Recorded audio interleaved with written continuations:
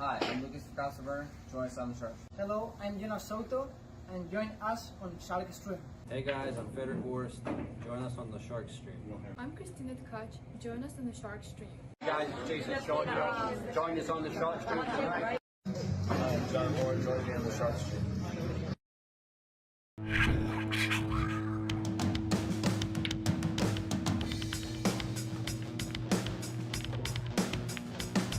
Joey hit the lights, Bobby grabbed the mic, chicken calling at you from the other side. Shark Stream, going live. We're about to enter water, only sharks survive. In 3, 2, 1.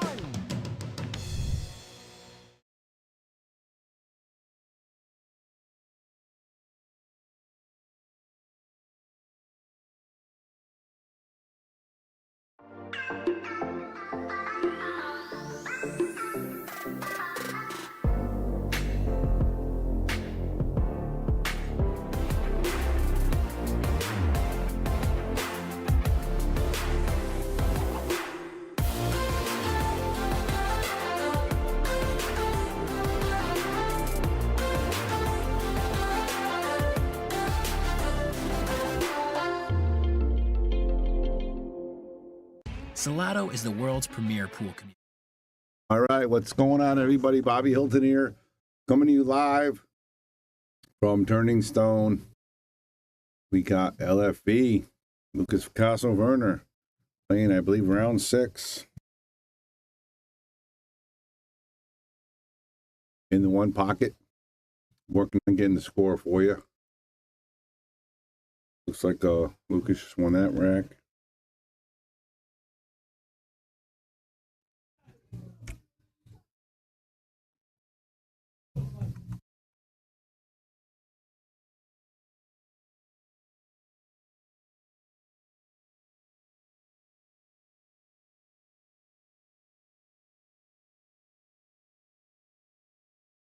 Derby City. Sorry about that.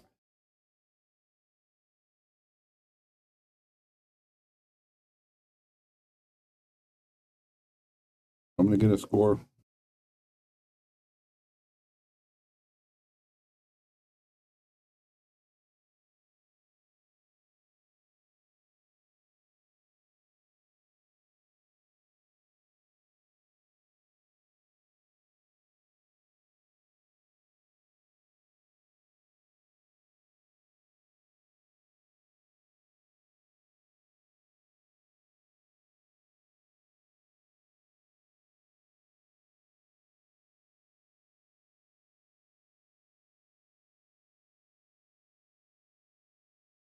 I don't have any Fargo for Michael.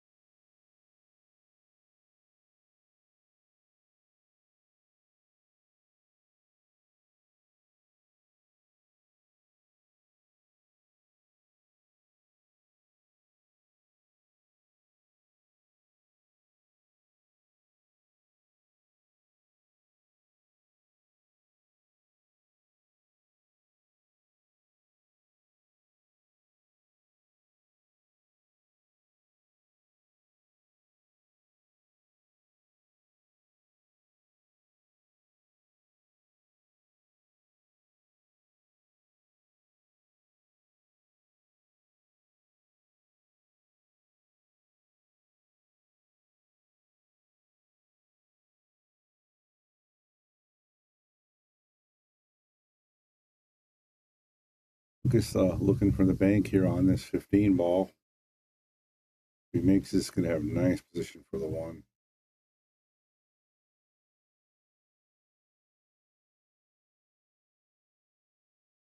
Oh, look at that. So that's going to hang, and it's going to give Michael a really good opportunity here to run a couple balls. And at some point, he may have to hit that 15 in and give up the point for Lucas. So this is you're in Derby City, Indiana. And Michael gets a point right there. It is a race to 8. Whoever gets the 8 points first wins the rack. And they are playing 3 racks here.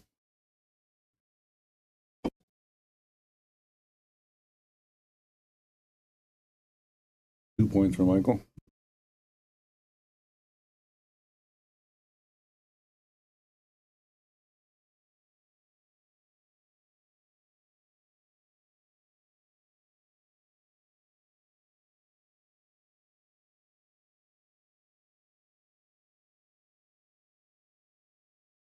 And he's going to make this ball and give up the point for Lucas.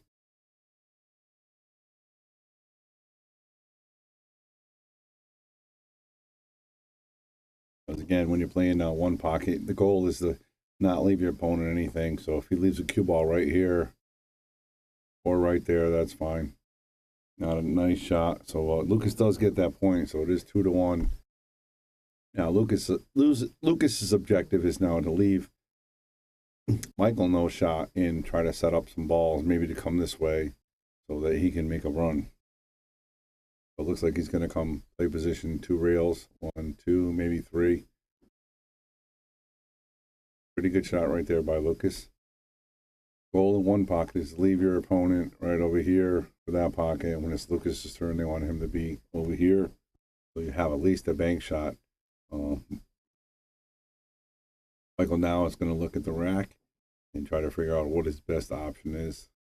He can just kind of roll the cue ball towards the pocket again, just like that again. But he's going to eventually leave. Yeah, he says he was pointing to down here. He left Lucas a nice bank shot on the 8 ball here, or 4 ball, I'm sorry.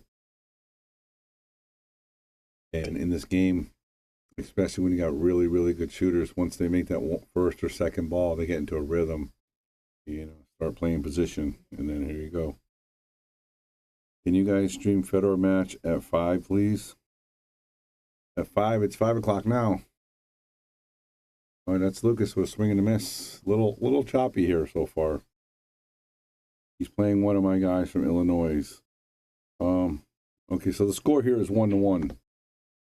Thank you. So this is a big game.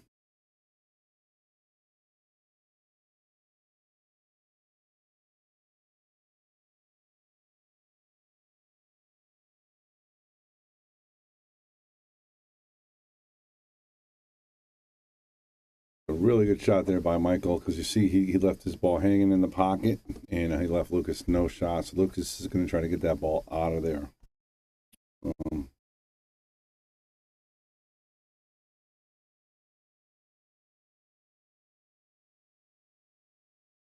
Great shot there by Lucas.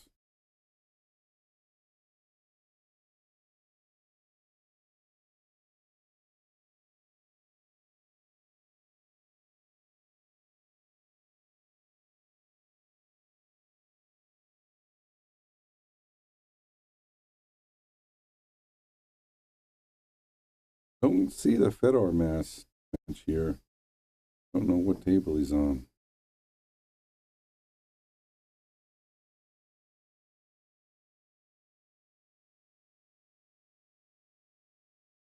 You know what table he's on? I think Michael with a opportunity here.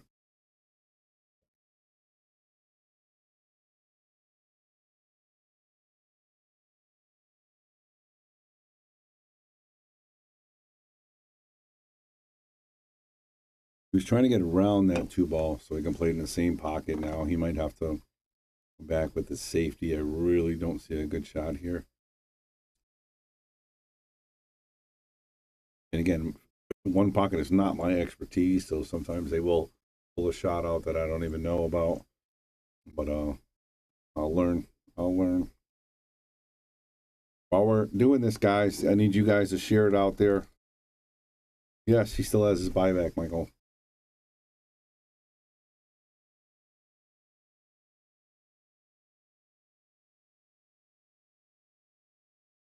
I just looked on the thing. I did not see it. So, what do you mean, Michael? I've been streaming for 40 hours, the last 36 hours in a day. How is that not keeping you in the loop? So Michael makes that ball on the side.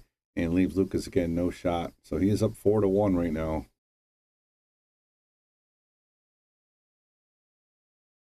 Really needs to get going here.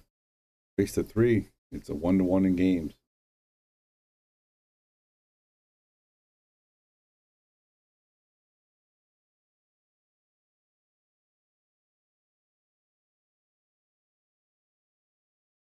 Push another ball towards his end of the table, his side of the table, and really difficult shot. I anticipate another safety coming up here. Might be able to bank the 9. So looks like swing and a miss there by Mike. And Lucas does have a really good setup here to make some balls if he can get started. He needs to start off with one big shot. Like he's going to go 2 rails on this 14 and try to get the balls near his pocket. Just like that. And leave him a tough shot. Again, he's trying to get all those balls near his pocket. So when he has one shot, he can just run out the 8 balls.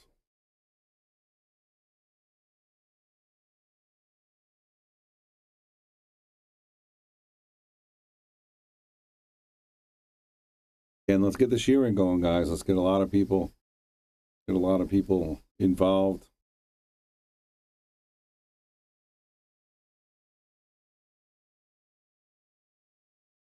Again, Michael just leaving him a long no shot, leaving the cue ball near his pocket. Just going to try to draw this 8 ball down so the cue ball gets down close to the rail. And again, you can't see a bank shot because all those balls are blocking. Lucas hoping that he messes up here and leaves Lucas a shot to run some balls. And that's a good shot right there. So we got the combo. We got the ball, one of the balls out of there.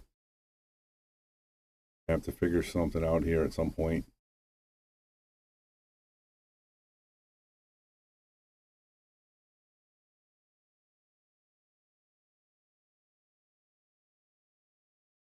Lucas actually tried to make that ball. Not the end of the world by him not making it. Doesn't hurt it. Again, this is Michael's pocket right here. So he has to make all his balls in there. And this is there. So you could try this bank on a 3 or even the reverse cut. But he's got to be really careful. He doesn't want to leave the cue ball up here for Lucas.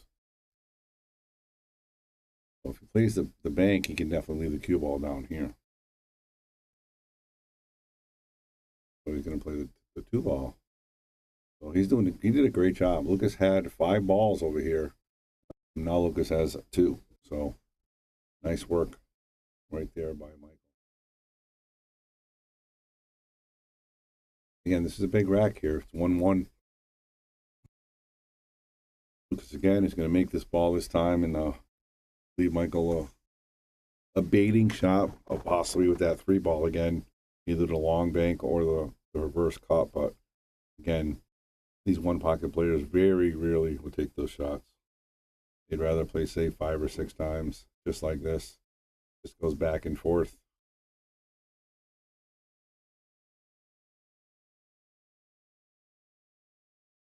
Here's a scratch by Lucas. That might cost him the rack. He's going to lose a point on his score. And Mike has an opportunity to make the 3, 2, 12, 10 and win this rack. Nothing tied up. So Lucas is going to have to really bear down to win the next 2. Like a little too much, but this is still very makeable. And if he doesn't make the 12, he can make the 10 next. There's a good shot. He's going to make the 10. And he can actually play position for the bank on the 7 next. Exactly what he's going to do. That does 2 things there. One, if he misses, it gets the 7 out of there. And what he's going to do is going to hit a pocket speed. So in case he misses, it hangs in the pocket. And Lucas is going to have no chow. He tried to fire it. I cannot believe he did that. That was a really big mistake by Mike right there. I can't believe he did that. If he hits that pocket speed, if it sits there, worst case scenario, Lucas has to hit that ball out, or if Lucas makes the point, he wins. And he was just really confident, and he went for the win. And I kind of like Lucas from here. He's definitely going to run at least 3 or 4 balls. And if he can break up this pile right here, we might be looking at a 7-7.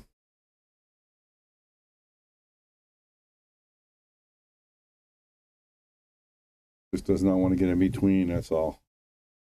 It looks like he's going to be all right here. He's going to have to jack up a little bit. I don't know, Doug. I looked. I couldn't find it. Maybe it's under Mike Bandy. I'm not 100%. But if anybody out there wants to know, look it up. Or if they know Mike Fargo, I would gladly put it up there. Okay, he's going to look at his referees. And I'm going to hit it on the side. Don't worry about it. Just gets a point. That's going to be a great shot there by Lucas. But he drew it a little too much, I think. I mean, if he can make this ball, he actually bumped the 11. If he can make this ball and really power it, come down here for the 11 or for the 8 ball, might have a shot. But not an easy shot for Lucas. He does have 2.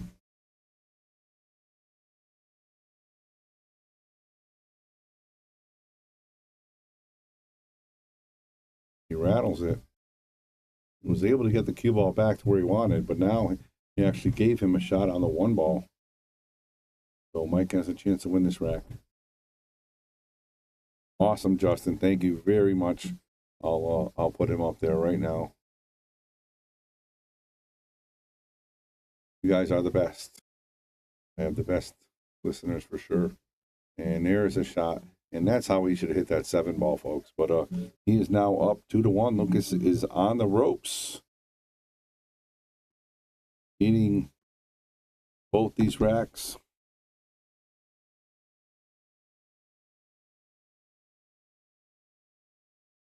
Going to fix his glove. He's going to get ready here. He needs 2 in a row.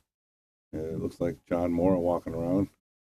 Not 100%, but get that walk style. As debate has been won online. Mike Page, believe it or not, admit that certain 1 pocket matches were entered, I believe. Yeah, 86 robustness. Holy smokes. It's nothing. Yeah, does Fargo really translate into 1 pocket? Yes and no. I mean, I think any 700 plus can play really good 1 pocket. There's definitely some skill to it, but if you get the people that can bank like Lucas, as long as they play a little bit smart, they're going to be okay. But you don't see like 600 and 650s winning these events. You got to be a great player like Tony Chohan, Alex Pagaline. The top guys still win in 1 pocket. And I'm not a 1 pocket guy, so just a little slow for me. And look at Lucas. So Lucas playing a little aggressive here. He got that 13 ball towards his pocket, and he's going to leave him a long combo. He's not going to play that, though. He's going to play a safety and try to get that 14 or 13 out of Lucas's pocket. But again, Lucas is down by 1 rack. He needs both of these racks to stay alive in this tournament. He does have his buyback. But again, you always want to have that in your pocket. You don't want to sell out for it.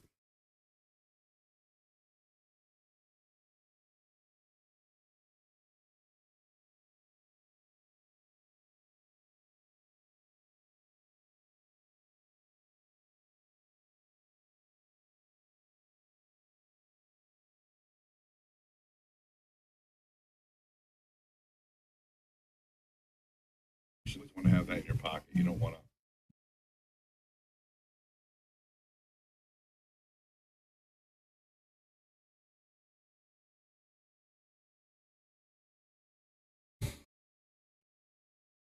Lucas looking around, see if he can figure something out here.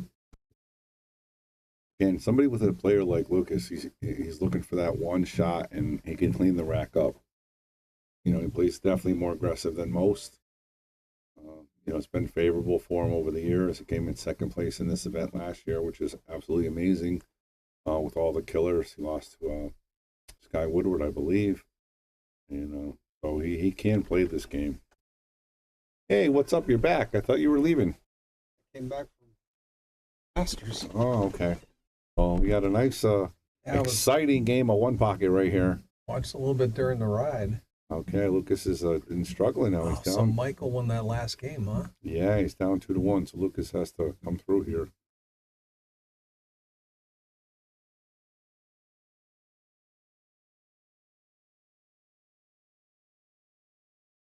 Know anything about Michael? He's got a pretty good Fargo. He's only got 86 robustness. It just seems like these One Pocket players, they don't have any kind of accurate Fargo. They don't play in any 9-ball tournaments. They just Right. play One Pocket and gamble. And Grind one pocket all day long. yeah. I'm just not a big fan of One Pocket.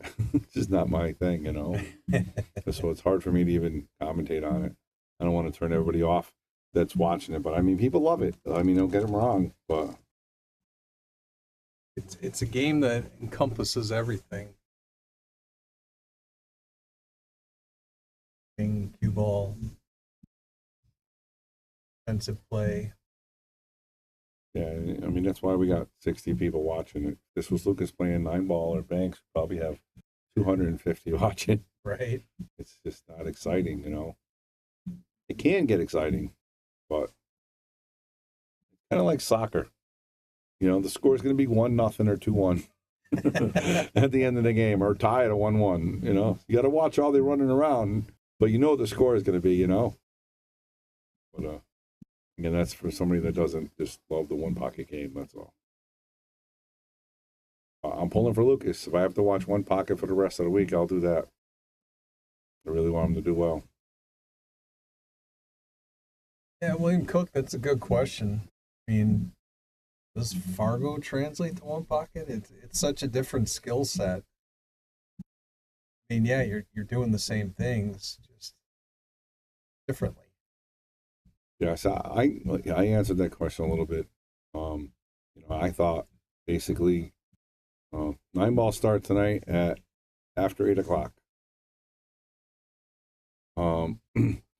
But the guys who win this tournament, like I said, are usually really high Fargos. Like Tony Chohan's a great One Pocket player. He's still a 780, 800 Right, Fargo. Alex Paguline. Lucas really selling the farm here. And like Dennis Orcolo, Yeah, he's a great. He can play 9-ball just as well as he's anybody one of the too. strongest One Pocket players there is. And he's the strongest 9-ball player too. It's Right. fantastic. So it's not. You don't see 600 winning these tournaments.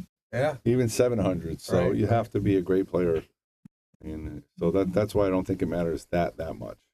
If Fargo is going to be the same, not saying there's not some great 700 Fargo players that probably give you good money matches and stuff, but I don't think they can win a tournament like this.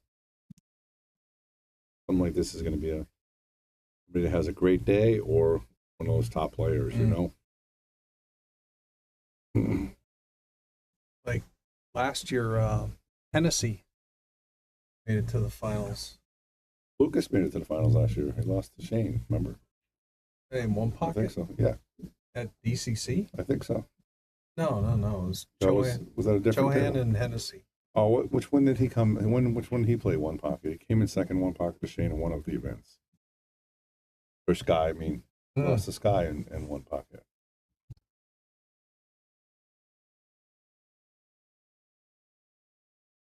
Yeah, Ray was in Derby City. But Hennessy's an 800 player. He's a great player. It wasn't somebody that's a 700 sneaking in, you know what I mean?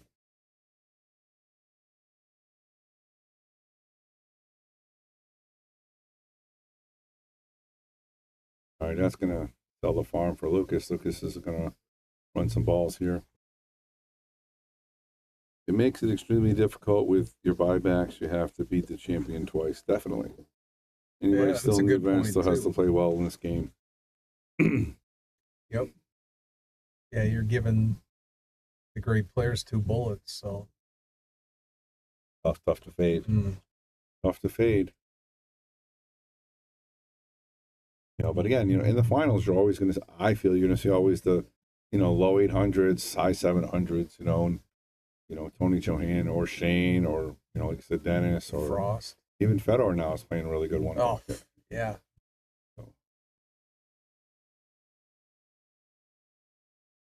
That shot, nice. Let's give him a boom for that. Speed, yeah. Bulk on here, 1, 2. I think he just made. I think he's at 4. No, I think. Well, Mike has 1, I believe. So 3-1, I believe. And you know, I like the way Lucas plays. He plays real aggressive. He always tries the 1-8. You know, and that's unfortunate. The match I covered earlier, he definitely took some shots that I think if he was playing somebody, you know, like I felt he was playing down to his opponent a little bit, going for shots that he shouldn't have. Yep. And now he's in a hole 2-1, so he needs to really come through here. It's a big shot. He got frozen on that 5 ball, so that's what's making it difficult. If he wasn't on the 5, he would just make the 6 and go from there. And knock one out and have a shot at that.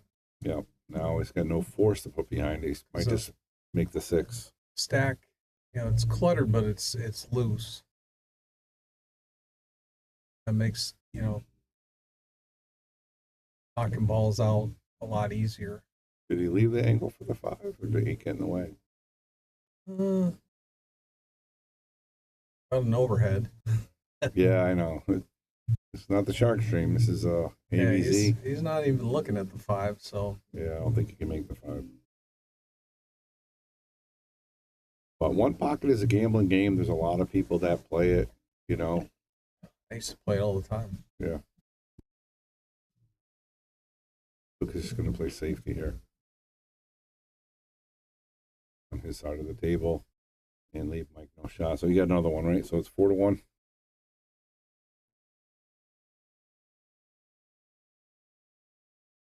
Nine balls on the table.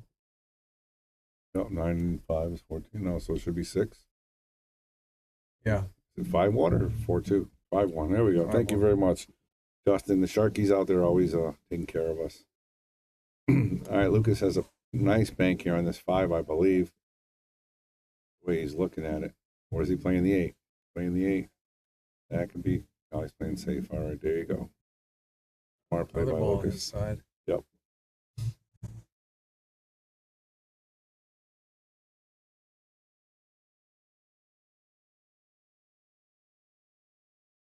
If my guy's not here, I might have to go. I was going to leave it on mute commentating. If you want to talk this, while I play my match until you play, you can. If not, we'll just hit the mic and comment, because I do want to get this match in, but I'm not sure if any of my players are going to be here. Well, Phil's sick, I know that. So, and Dave's working, so Rob's hopefully going to be here on time. Mike's looking you around have a here. long night tonight with your team, huh? We got 3 guys tonight, and then I got my list match tonight against Oh, you do. Don Gartman. So I'm gonna play him tonight. And Does your team have? we got 3. No, but you got to finish the match from last Yeah, week, we're gonna too. play both of those tonight too. Yeah, we should be all right though.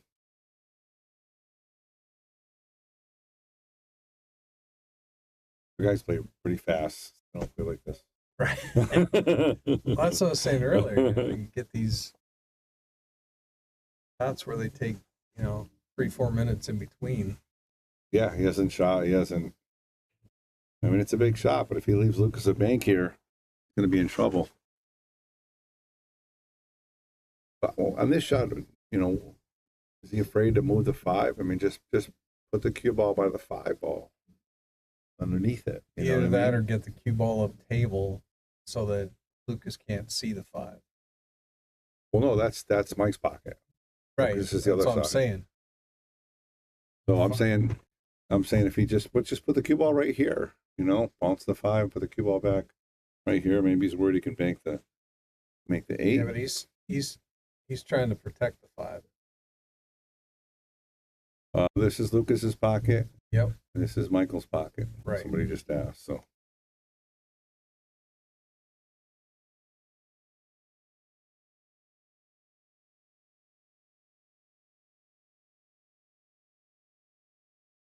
To me, I'm I just gave him a little hand note and tell him how to shoot the shot. Lucas, To me, like, what I'm kind gonna try and get the cue ball end up in the bottom left corner area. Well, I mean, I think what he's looking at is he's just, if he hit this 8-ball and just bring the cue ball right over here, That too. you know? It's Yeah. just, unfortunately. What's up, man? How are you? 1 minute? You going to be here? All right, I'll see you in a minute. 175. Yep. Okay.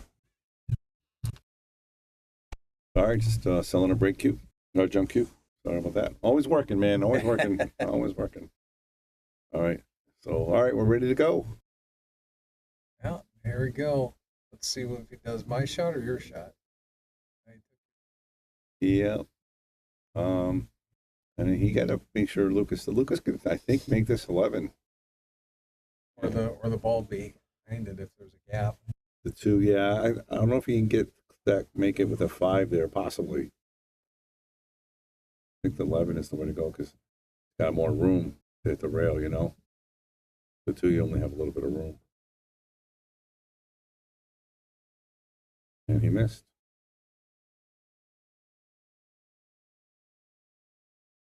I would have paid 2. Go rush, I would have paid 2.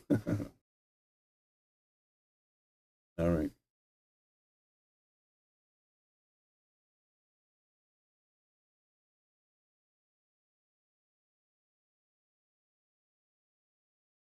We got over 100 people watching here on the Shark Stream. We got One Pocket and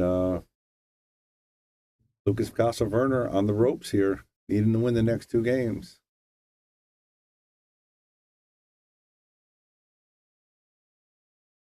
I don't think this 11 banks.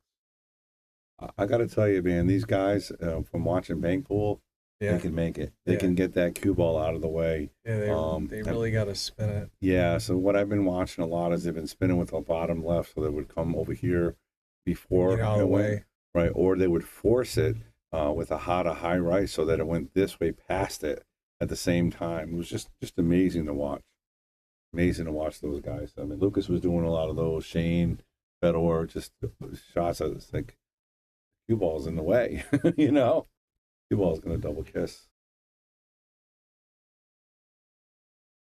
Ben says that's a kiss. So I'm telling you, man, I've been watching these pros. Maybe this guy Michael may not be able to do this, but I've seen Fedor and Shane and Lucas make these without that cue ball double kissing. It was just amazing to watch, and they did exactly how I explained it. They hit it with the bottom left spin so that the cue ball got out of the way before it hit, or they would go with the high right. So as soon as they hit it, the ball went forward, and the ball would already be past it before it went. It was just awesome to see. And Mike just plays a safety there. You in the pocket. Lucas needing 3 balls here to tie it up at 1-0. Yeah, now he left his 5 unprotected. Yeah. That's gone. And now he's in a bit of a pickle. He's got to run 7 balls, and he has none by his pocket except for the 1 ball. He's going to play a little tit for tat here. Yeah, he's going to play cue ball short rail. Balls will start going up table. But if Lucas knocks in a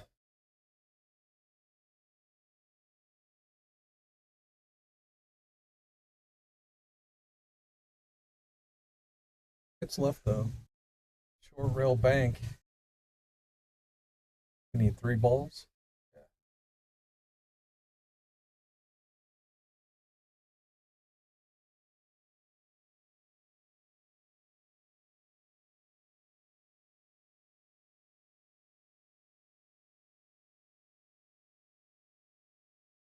So have you been watching? Well, did you start at the beginning of this match? I did not. I got notification that they were playing, and I just started it when it was 1-1. I've been here for 6 hours now, and now it's 2-1. I'm just kidding. I've only been here an hour. I was going to ask if Michael's been playing this methodical the whole match. No, actually, the last rack, Lucas made a couple critical errors, and Mike took advantage of it. Actually, beat him pretty handily.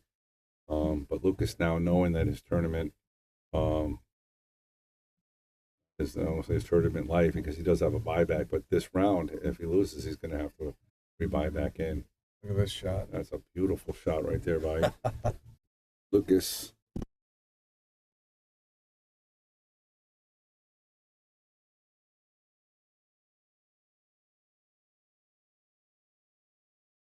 Oh. Lucas is good now. Jeremy's here. Every time Jeremy's on the stream, Lucas does well.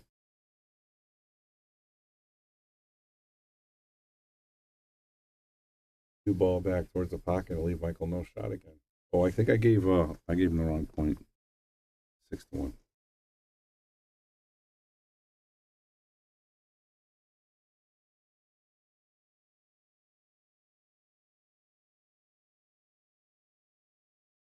Oh, if he hit that 9 ball, oh yeah, he almost hit that 9 ball. That would have been lights boy, out. that was close. Yeah, it was.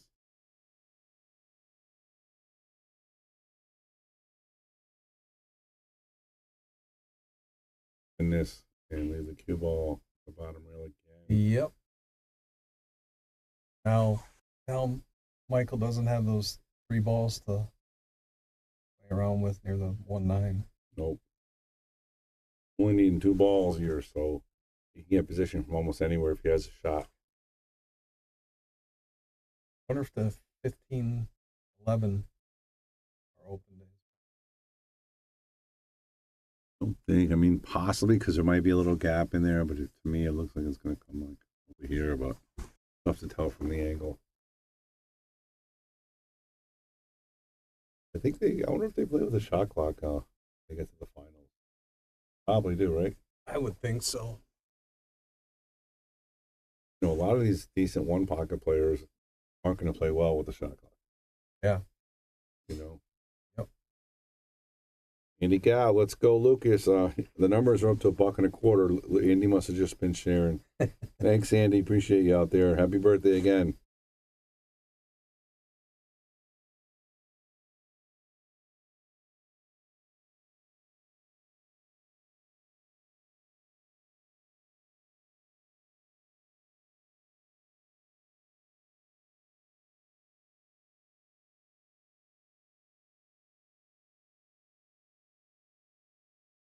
But Lucas might play this 9 ball here. Oh yeah.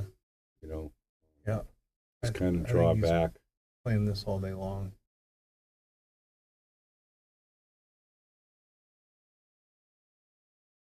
Up, draw back, like you said. Yeah, because I doesn't want to leave him a shot just in case, but so he stopped it. And that's a great shot by Lucas. Look at that table roll.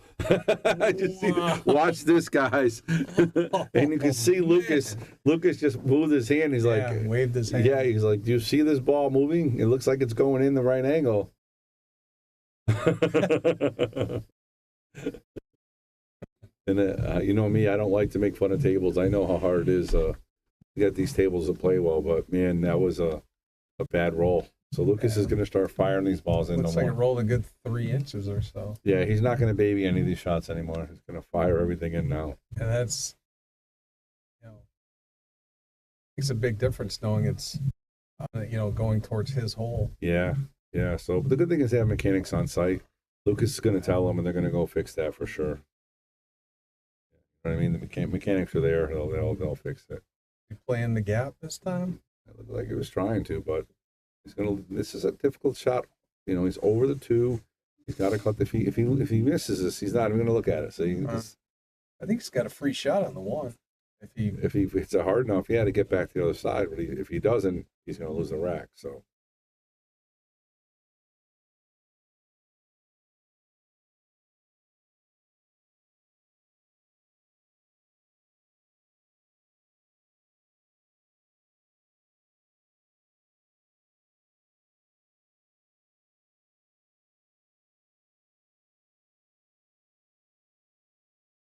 First cut, there's that reverse cut is 13. I was going to say this. Yeah, 2-row kick to just Nice shot.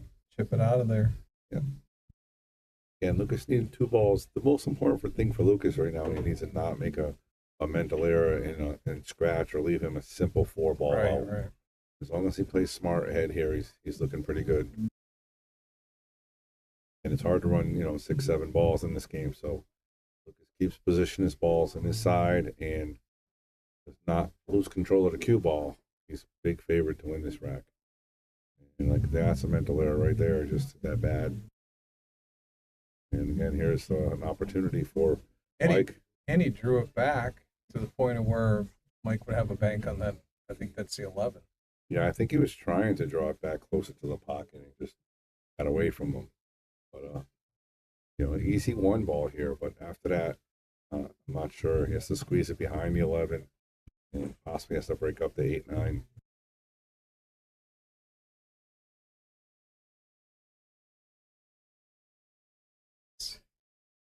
That's his MO right now. He likes to. Yeah, he must be slowing it down on purpose. So that's going to cost him. Wow. So he's going to get down to 0. That ball's going to get spotted, and Lucas is going to play the 5 and then the 13, and that's going to be a vote for this game. Ray, Mike's pocket is top left. Lucas, right there. He was asking which pocket is That's Mike. what I was saying. Oh, okay. Yeah, right here. Give him the L. Boom, Lucas. So he's going to make this 5. He's going to try to drift the cue ball over here, make the 13. And again, no damage just in case he misses, but he's going to try to be perfect straight in. Again, he's not going to baby this because he knows a table roll, so he's going to hit a little bit harder than normal. And so now he's just going to fire this in, and he's going to tie this up 2-2. And there you go, LFB. Ties it up 2-2. So hope you guys enjoying the commentary. And it looks like it's going to be Lucas's break. That's a big advantage in this game as well. But how huge is the lag in one pocket? All right, here you go. Scores are correct. Lucas breaking. And if I'm Lucas, if you can break, I would break towards this pocket. After seeing this roll on this pocket, I don't want to do nothing to do with that. Well, I'm going to step out real quick. I just want to double check, make sure my team's okay. All right. I'll be right back.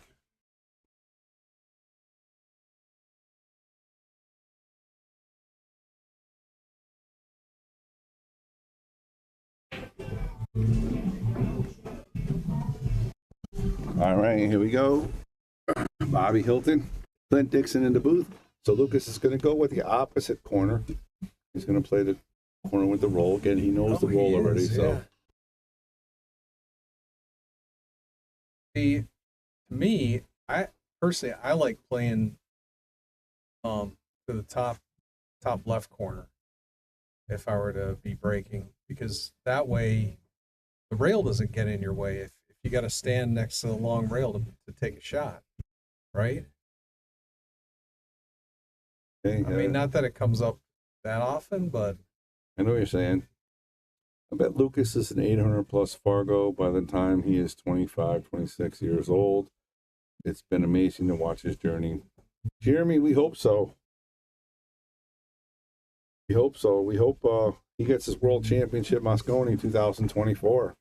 I mean, he was close to a bang title there. He lost to Hill to Shane and was up 1-0 on Fedor. and you said he had Shane 2-1, right? He had 2-1. Yeah, he lost Hill. He had Shane 2-1, and he was up 1-0 on Fedor. And he's playing really good. So we're investing our time in him for watching him. Everybody, and I know he appreciates it. We're going to keep going with Lucas and see if he can take us to the promised land. Yeah, Andy, I totally agree. We were just discussing that, and plus I think it's easier for a right-hander to have the top left pocket as you're looking here.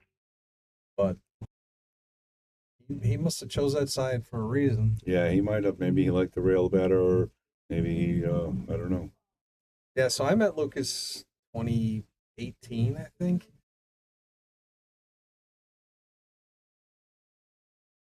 And yeah, he's just steadily improved. I mean, you can even see it when he started getting the Fargo rate. How about that shot right there?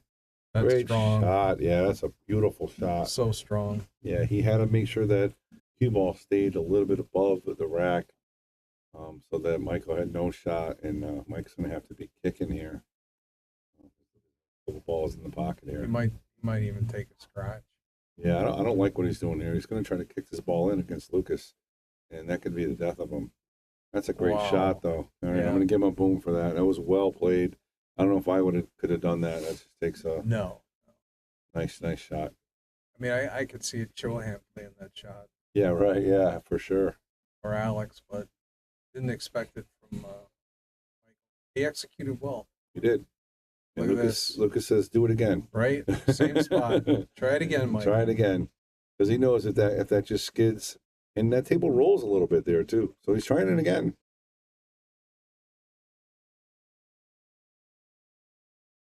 See if he can get 2 for 2. All right, let's see it. Does great shot. He's gonna get another boom. That's smart play. On the right side of the ball, making the light hit. Yeah, Twice in a row. Treetop. absolutely. I think he's played this game before. Yep, definitely. And it's funny, these one pocket players, they have like a shot, like he may love that shot and it comes into play and he's true, better at it true. than most, or a lot of those one pocket players, they have those banks that they can make all day no matter what. Right. So that could be one of his shots, and it looks really good because he got it with confidence both times. I was nervous shooting it for him, and I'm rooting against him, but I was still nervous, Yeah, right.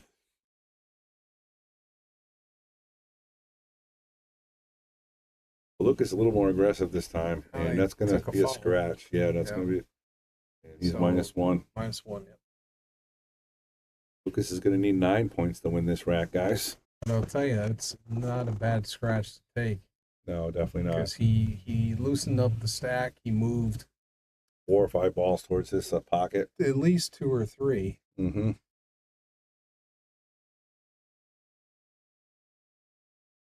And left Michael on the other side.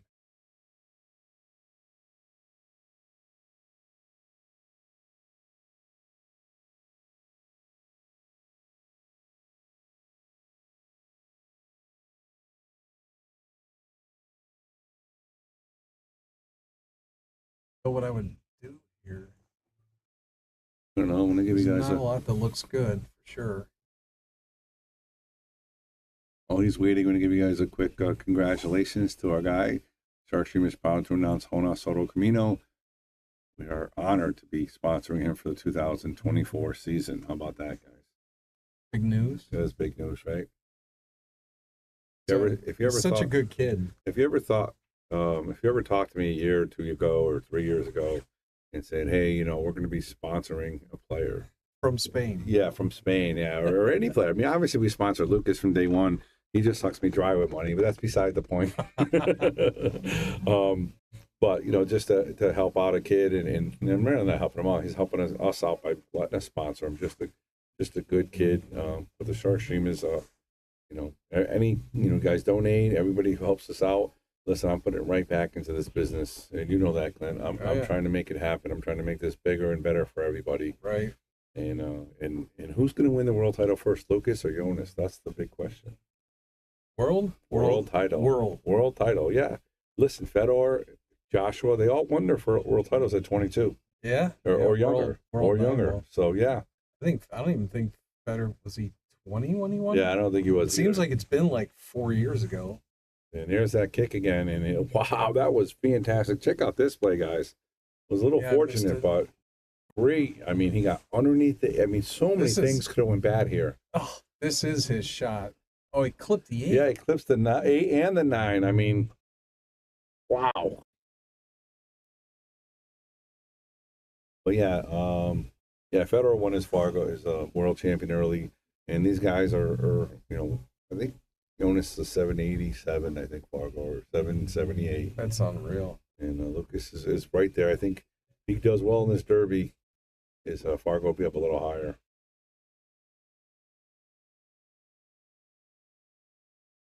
Free ball back near his pocket and stick him right in the pack again. He did it. Nice touch. Lucas has a really good touch in this game. So you didn't answer the question. Who's going to win their first world title? Jonas or Lucas? What do you guys think out there? Who's going to win the first world title, Lucas or Jonas? No pressure on those guys, right? World title. It's so hard. There's it's hard world enough. 9 ball, right? World 10 ball. World 8 ball. World 8 ball. It's hard enough to just win one. Win a regular At event, all. right? Yeah, at all. Just win it at all. Mhm. Well, I mean, Lucas, I think's biggest title was probably the Ocean State.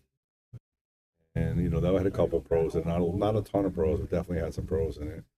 I'll tell you what, I really like Joe's game. Yeah. The match where he beat Shaw at the Super Billiards. Yep, the Expo, yep. I mean, he just played great, and to me he's fun to watch. Well, he won for it again. That's a miss. That's a minus scratch. Though. So they both owe one now. Yep. Now it's a race to 9. That wasn't a terrible scratch, though. Like, you want to put it in the middle, call it a race to 8? I don't know. Jose Concepcion and Ashley will win the next world title first. I don't know. I would love to see that as well. She's a great player. We love supporting her. So Ray, the pocket they get is determined by who breaks. So if you break from the right side, your pocket is going to be the top left. If you break from the left side, your pocket will be the top right. Well, typically, because you're breaking from the left side to push the balls over to the right. But the breaker chooses pocket. Guys are just going tit for tat here again. Lucas keeps putting it back in the same spot, and Mike keeps going the same way as well. Is he going to kick again? Might be able to knock the 6 into it. Oh, he's not even going that way. You going to do hit the 3 thin? Just trying to make cue ball back to him. That nice touch.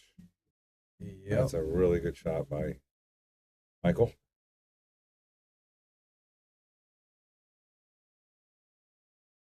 And he says, I don't think both players can owe a ball goes back to 0. Yeah, I forget the rule. Can you see a coin on the rail? I think he moved it back to the middle, so. Okay. And I'm still learning. I learned a lot in bank pool this week. It was awesome to learn. So now I'm learning a lot in one pocket. To be honest, this one pocket's just not as exciting for me still. Did he thin that 9 ball? Or does he owe one again?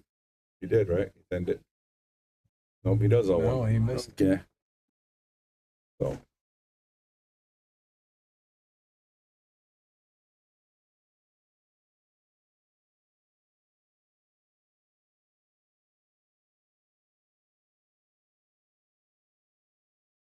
Congratulations, you guys. We have 100 messages. You guys are commenting, and we really appreciate that. Thank you very much.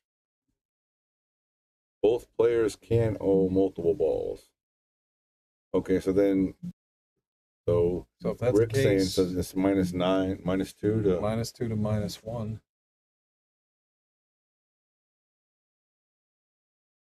you go. Thank you, Rick.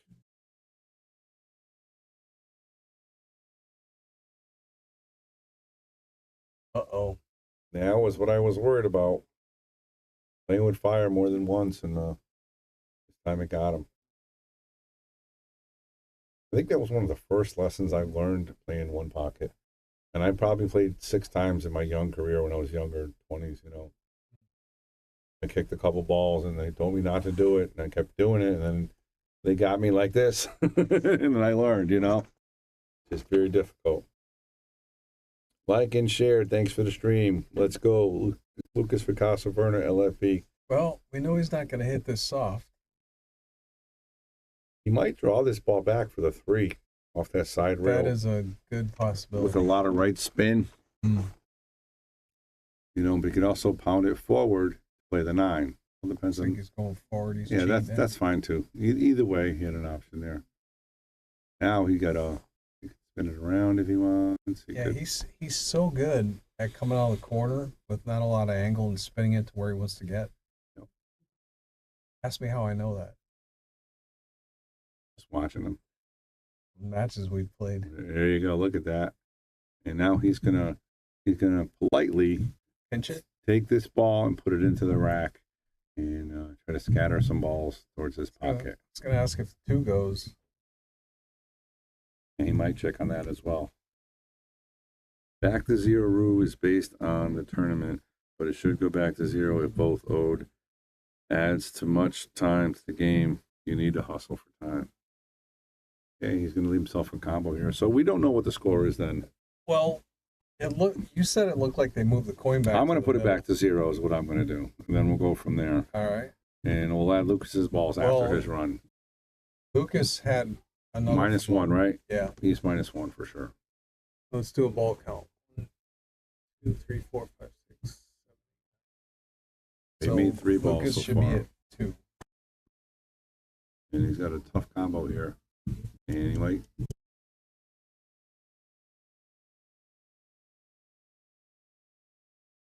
Two zero, yes, that's what I meant. I just hit the button. Thank you very much.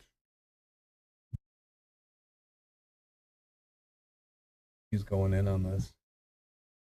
Yeah. He's lining it up. Difficult shot. And don't forget that it's on the hill, guys. So loser is going to be rebuying or out. I think if I remember right, I saw Michael did already buy in. So he's loses, he's out.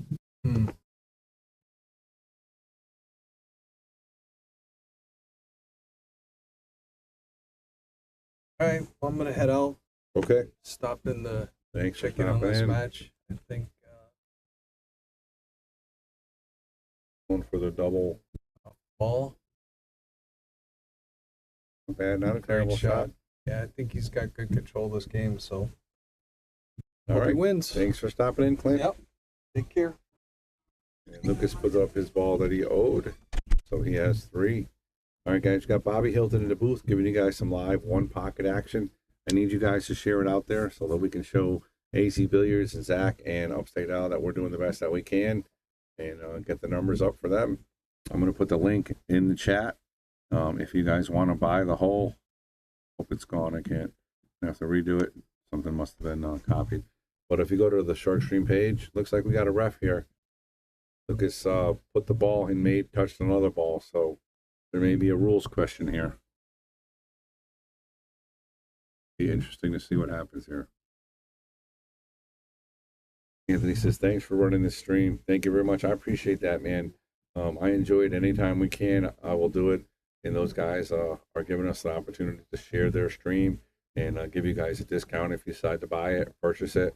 So it's a win-win for everybody. And I know everybody watching the streams, I'm getting texts from everybody. Are you streaming this match? Are you streaming the next match? And again, I do work full time. I own Yale Billiards, and but I'm doing the best I can, and I love it. They might debate on how many balls should be putting back. Yeah, I think so, but I also think I saw a ball move when he put that ball back on the spot. So it's going to be interesting to see. I don't see Gene Hunt there, so I can't ask. There are people watching, obviously. Talking to the crowd as well.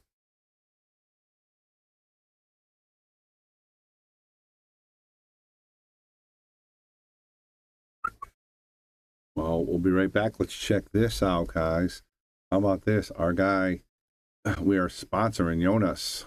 We are proud to be sponsoring Jonas for the 2024 billiards season. We're hoping that he makes Moscone Cup on Team Europe. How about that? That'd be something. And he's a great, great player. So Jonas Soto Camino, sponsored by the Shark Stream. And of course, McDermott, who is our other sponsor as well. Andy, we're not sure. Lucas put up a ball. It may have touched another ball. We're not 100%. But they both owed 1. So they both owed, or Lucas owed 2, and the other guy owed 1. So I think they're trying to figure out what the correct rule is.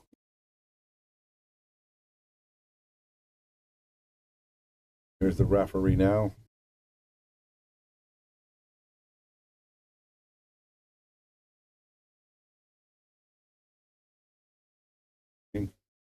And again, everybody knows Lucas Casa-Werner. He has no ill will in his body. He does not try to cheat or scam or make moves, especially in a professional setting. Lucas is try to win on his merit, so he's not trying to do anything shady. I can promise you that. So it looks like this is the right call. He's going to pull this ball forward, and it looks like we are ready to go, guys. And again, we're pretty sure the score is correct because he did not pull up more than one ball. He owed 2, so we are back. Lucas needed 5 balls to win to the next round. See if we can get that cue ball towards Lucas's pocket. Now Lucas's goal here is going to try to get as many balls towards his pocket as possible and not leave Michael a shot. Well, how he's going to do it, we'll find out.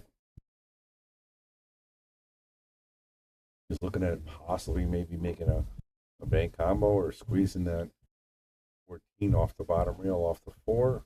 Not sure what he's looking at, but again, he's going to try to make sure Michael has no shot at his pocket. Go.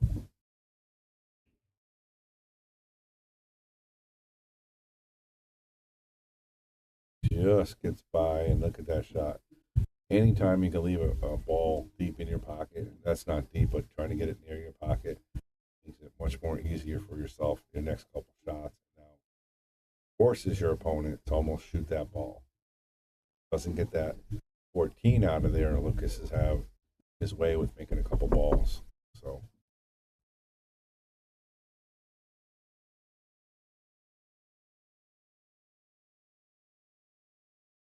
And it was a pretty good shot right there. Lucas is going to get that point. He's going to keep shooting. He needs 4 balls now to win.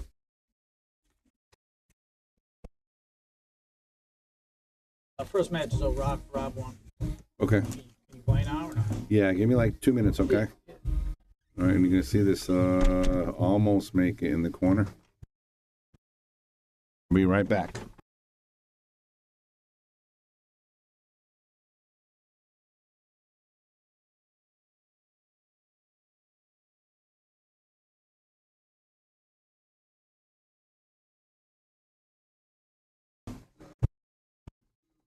All right, Mike's going to have to try to get that ball out of there.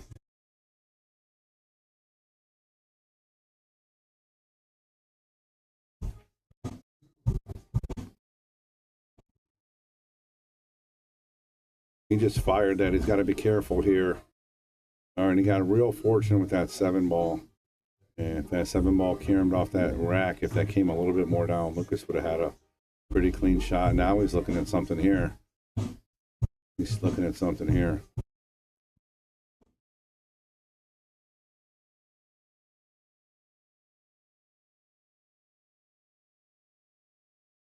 And look at that. He almost makes a 7 ball.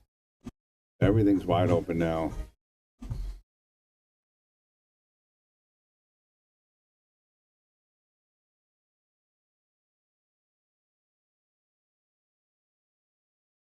Three, 6. Only has 4, right? That's not going to cut it. Lucas only has 4. So he needs 4 more to win, and he's got the perfect shot here to get out. A little straighter than he wants to be, but he's going to figure something out. He's looking how to get, wants to come right over here to play this 8 next is what he's looking at. Probably go with some left-hand spin, come around like this.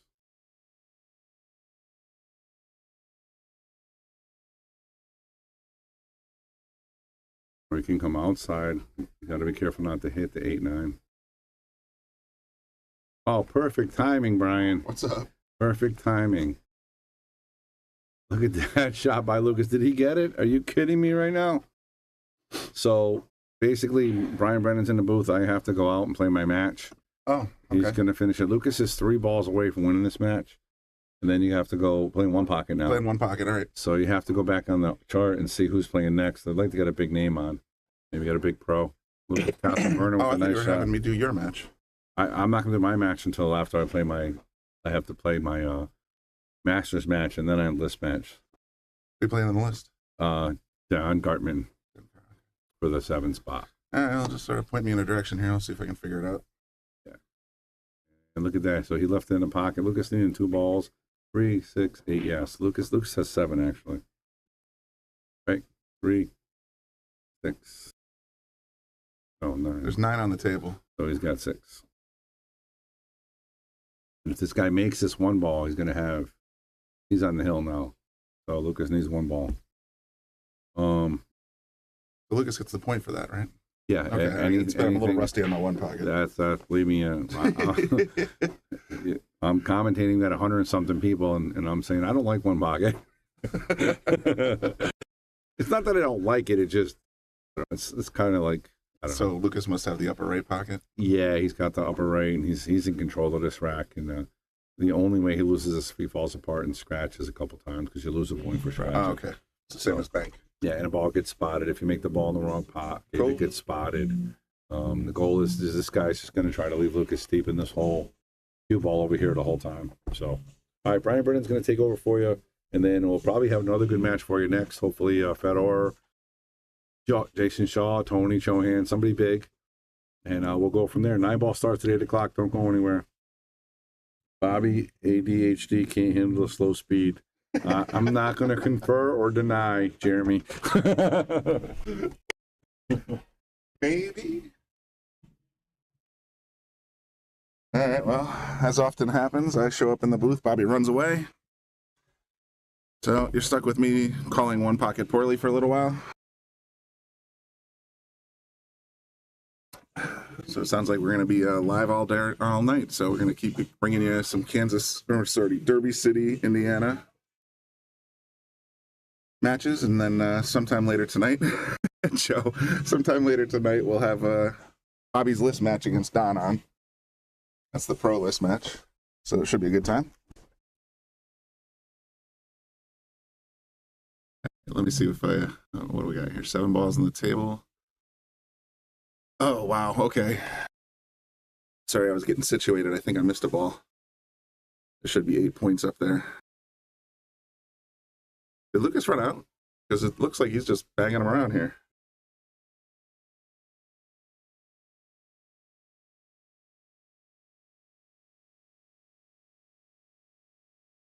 I'm going to go ahead and say Lucas won that match then. He's breaking his cue down. Yeah, okay, sorry about that. That happened right during the transition, so looks like Lucas took it down. Okay, good. I think we just lost the feed. Uh-oh. I didn't press anything. Try it again. All right. It's interesting. See if I can remember how to switch the feed to another. Thanks, Dave. All right. Hey man, I just got here. I was trying to catch up, and then all of a sudden Lucas decided to put the foot on the gas. So let me see if I can remember. All right, media source properties. That was table 17. Let me just see if I can pull up a different table.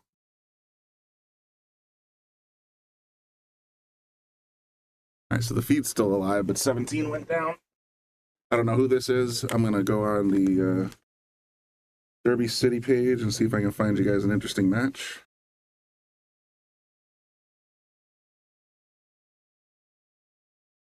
This website's kind of a horror show, but able to figure some stuff out. Okay, let's see. Click here for schedule.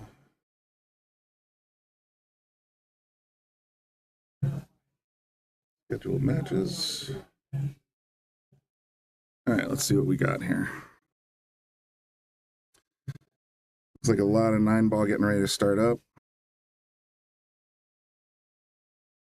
I think we can table. All right, so that was Michael, Bandy, and Lucas. That's complete.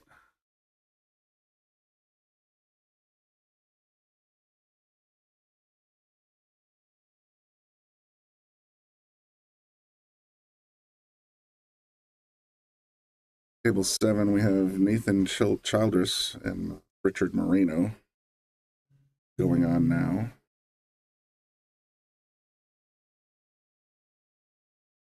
We got Jake Copeland and Josh Filler on table 14. That sounds like a good one. Let's see if we can pop over to that guy.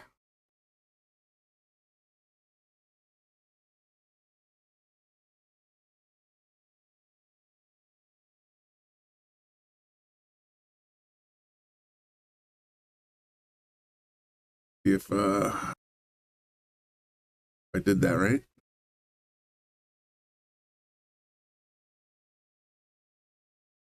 Doesn't look like there's much going on here. Maybe I gotta double check.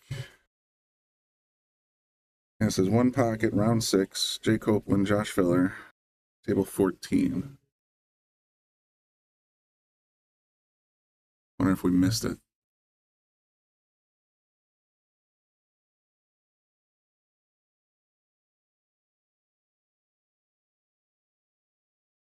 Looks like on table 12, we got John Demmett and Louis DeMarco. That sounds interesting. Let me know, and I'll pop over to that one. This definitely looks like a practice session here. Darren Everett and Robert Walker.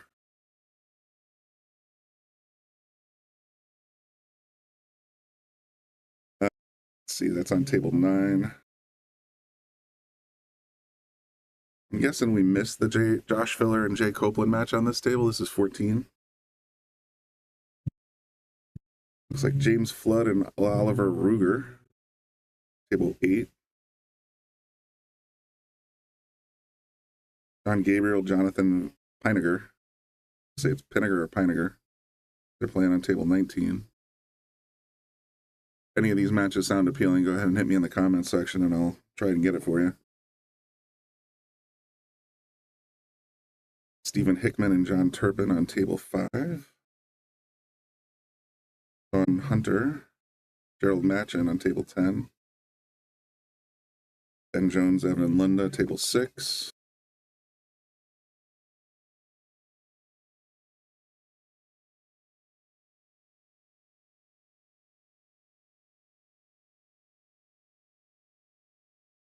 I'm not familiar with a lot of these players, so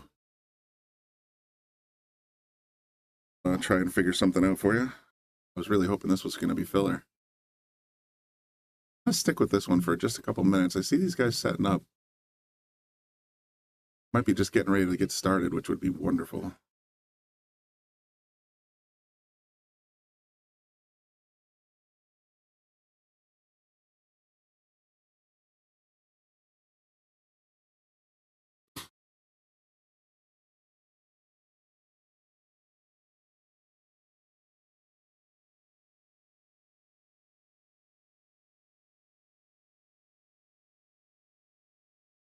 This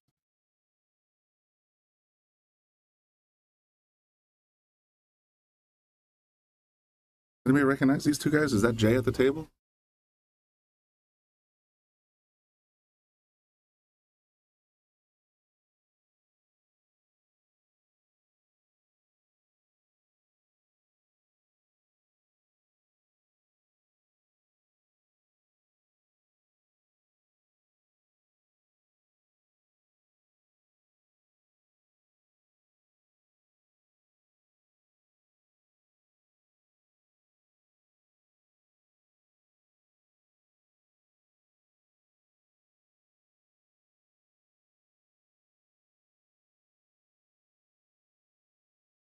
For Darren table? Darren, which one's he on?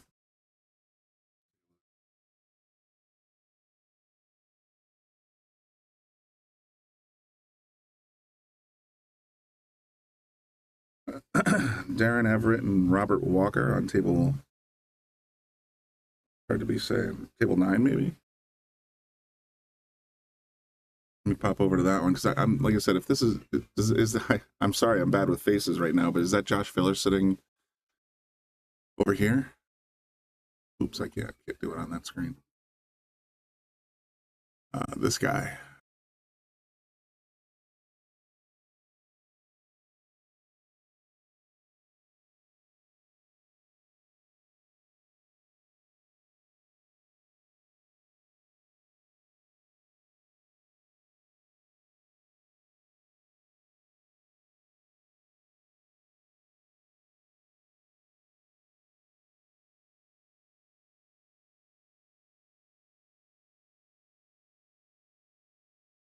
Grab Bobby real quick and see if he's better with faces. He might be able to tell me if this is a match getting ready to get started.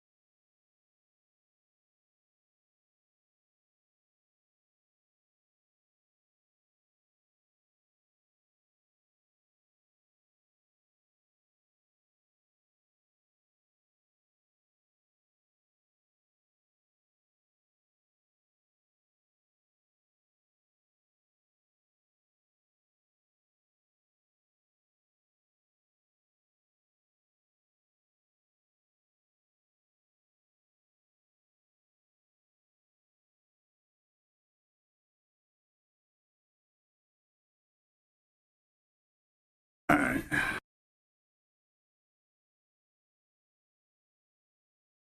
And I got Bobby coming. He's going to help. It doesn't look like filler. Okay. Yeah, it's hard to say with this camera angle.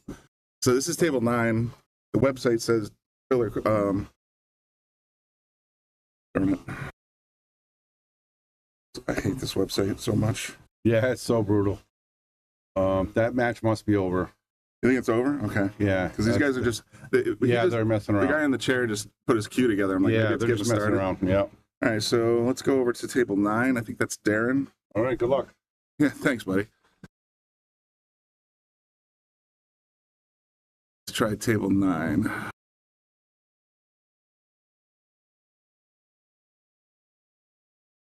Yeah, Brad, that's what I saw too, but Bobby just said those aren't the guys that we're looking for.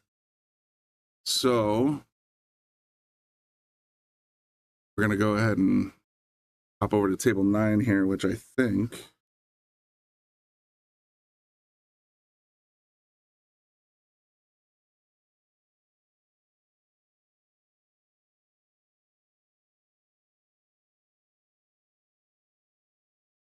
According to the website, it says Darren Everett and Robert Walker. And this does actually seem to be a game in progress.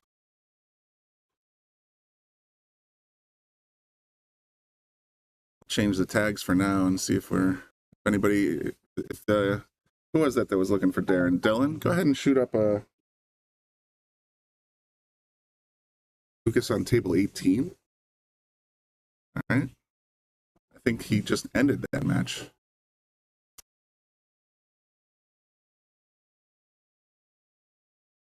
'18.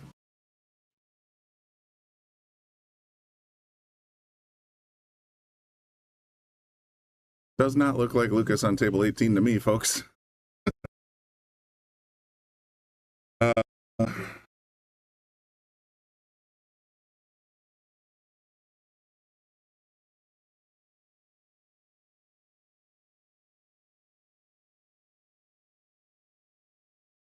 That is Darren the Legend. All right, I'm going to pop back over to table 9 until we get a confirmation. And we'll see if we can just give you some of that coverage until we figure out who's going on 19 and where.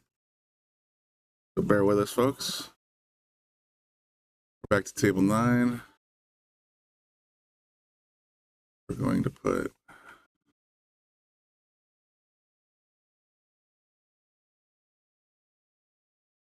Darren Everett and Robert Walker.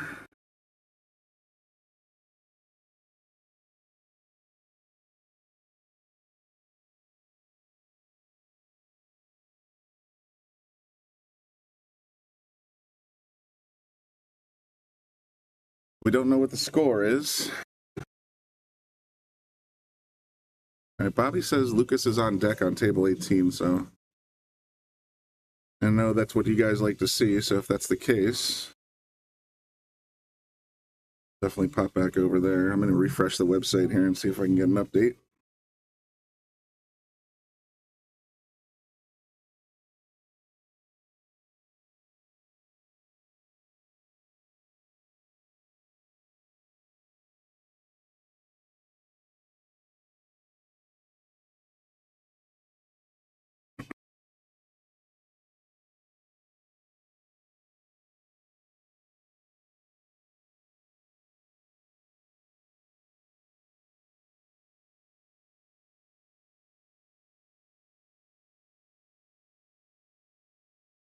Okay, Wednesday says now John Krenshaw versus Lucas Fracasso Werner.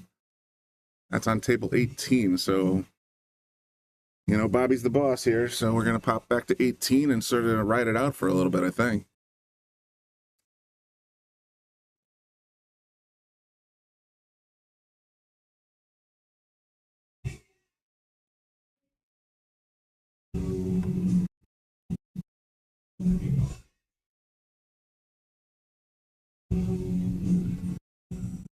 Can't tell if that's him standing over on the right.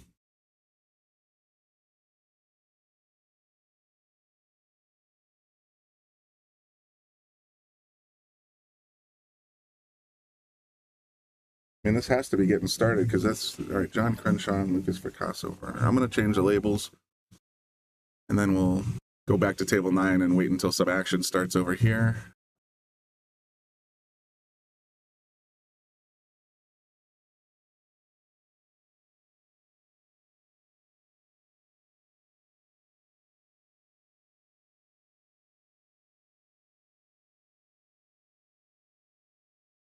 We'll just cover this. We'll just stream this for a little bit until we get a update on how far along Lucas is.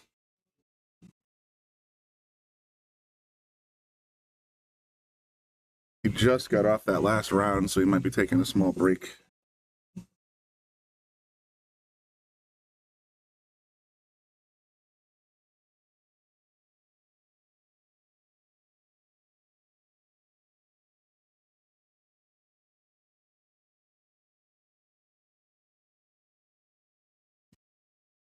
Try and get clever for a second. See if I can bring up the table 18 on another screen.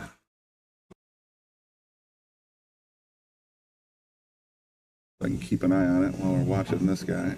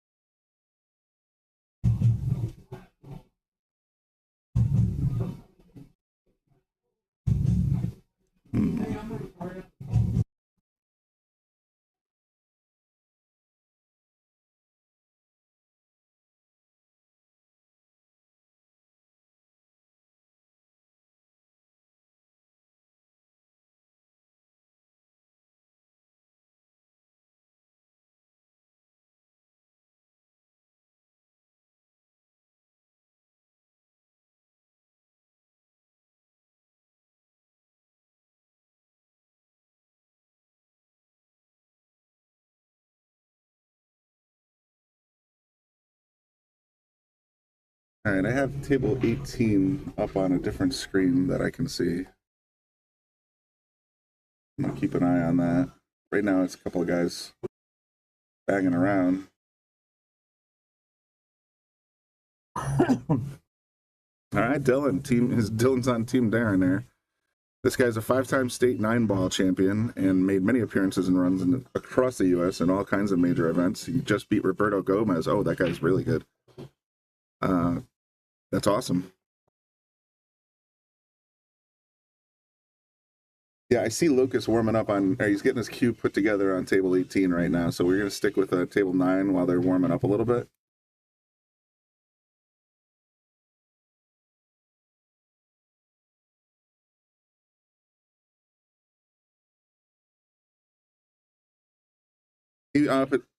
Patty, Lucas won his last match. We were streaming it a minute ago. Well, about 10 minutes ago, I suppose. Bobby went out to play his Masters match, but he's getting ready to play. Let me grab my handy dandy iPad again. John Krenshaw here. Lucas has no losses. John has 1. So this should be a good match coming up on table 18.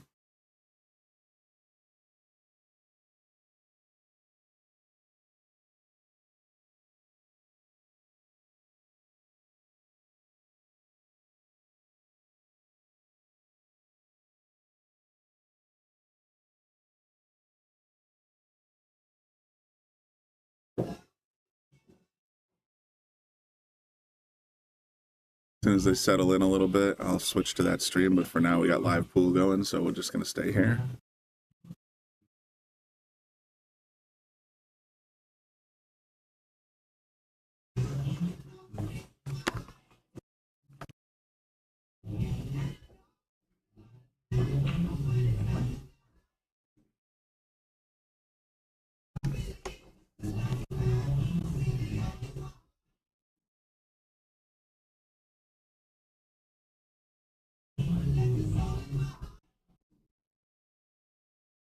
Oh, shoot. All right, we're going to move over to the other table. Looks like they just racked them up.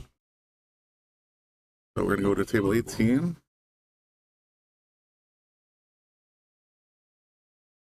That's Lucas in the background, so I think I got the right table.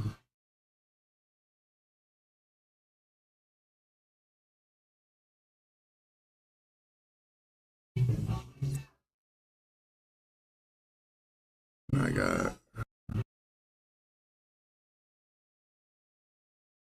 John Krenshaw.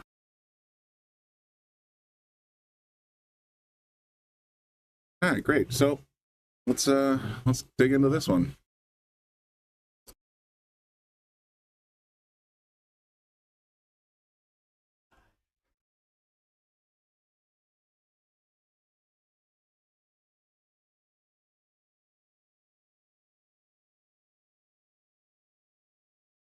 Dylan, Lucas wins 3-0, go back LMAO. Yeah, well, you know, we can only hope. He's playing very strong. He's got no losses in one pocket so far, and he's round 6. So, of course, we're rooting for our boy.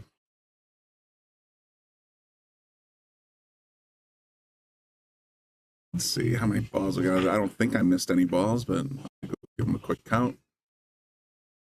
5, 10, 15 on the table. I'm guessing that's John there in the blue shirt. And he's got the upper left pocket. Based on where Lucas left the... Oh, no, he must have the lower right pocket if Lucas left him there. Or upper right pocket. So, pretty sure... Excuse my crappy drawing, but I'm pretty sure this is John's pocket. I'm pretty sure this is Lucas's pocket. Correct me if I'm wrong. I'm not as... I'm not as proficient at calling one ball yet. I'm learning a little bit right along with you. They just pocketed that ball, which I imagine will get spotted. He's leaving it defensively in the corner, or in John's corner.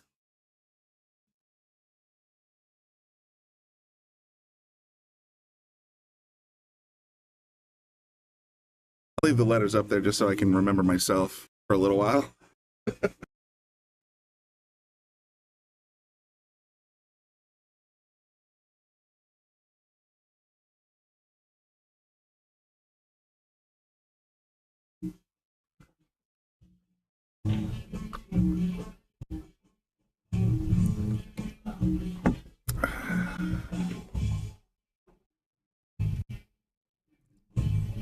I tried to go for the bank shot, and it's gotten close. Oof, left it in the jaws.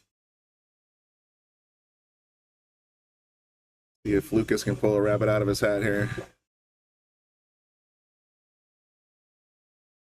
Fascinating to me how casual this environment is. It's just, you know, obviously no craziness, but t-shirt, jeans. Not used to seeing people outside their little pool shirts and stuff.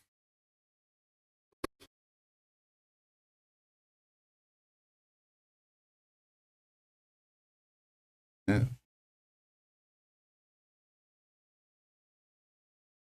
I got a feeling he's going to try and feather this 2-ball and leave Lucas in his own pocket again. Yep. Hey, I'm getting better at this.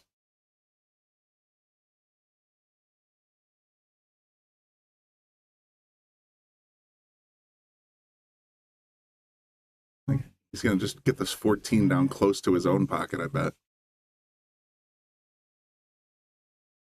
It's going to overroll a little bit.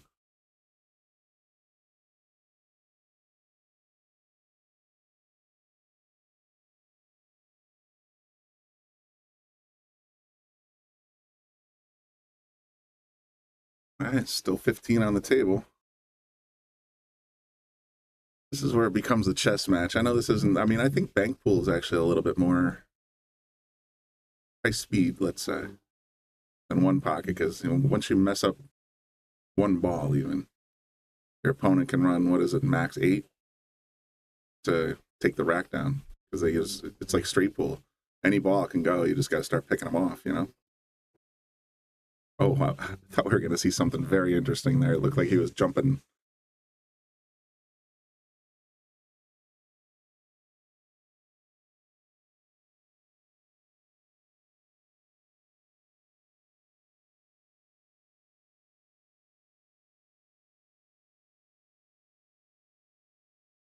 feels like sometimes in games like Banks in One Pocket, you find yourself in the tank. I wonder if there's a shot clock for, I went through the rules and there's a I saw there was a couple of escalations, like One Pocket Express Round 1, Express Round 2, where they start adding shot clocks. But I think it has to go over an hour or an hour and a half, something along those lines. All right, so he chose to leave Lucas way up table, but I think he's got a clear shot at this 14 in his own pocket. And if he does, he's going to roll right up on the 15.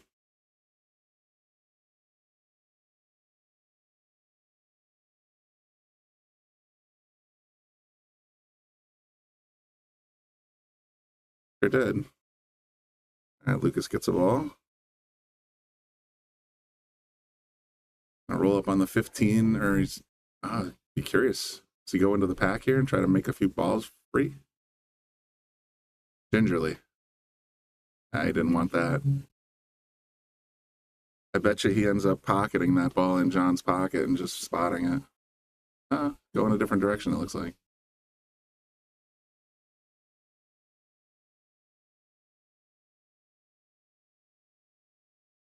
He's just going to leave him short side. Very nice.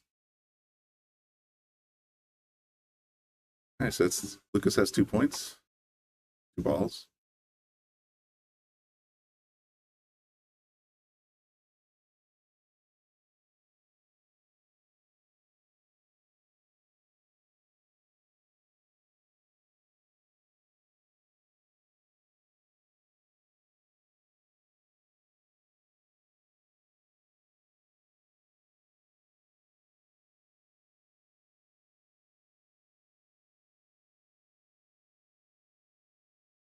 I just sold out the 8-ball, really. But I guess that's an acceptable sacrifice given the position of the rest of the balls. They tend to be leaning towards John's pocket.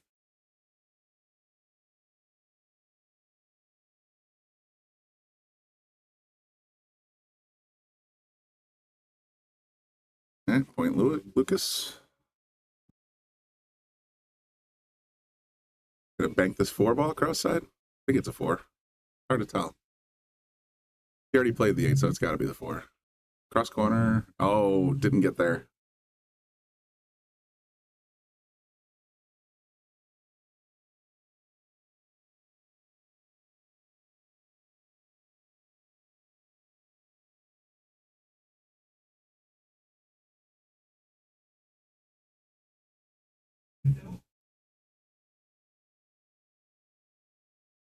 Like we're going to see him try to cut the 12 in the corner with the bridge.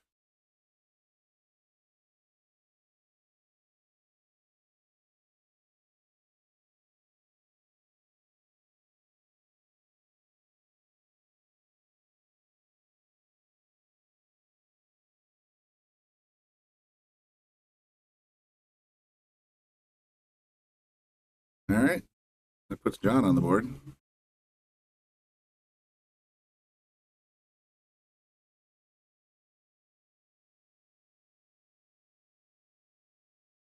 What to do.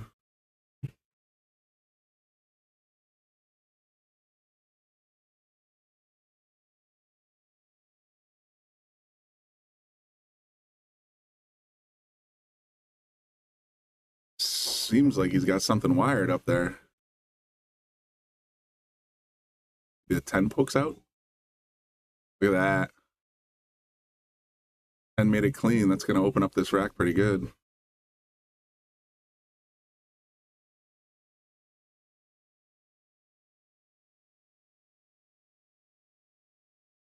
Trick is now to use the cue here to pocket the 6-ball maybe, and use the cue to go into the little pack there.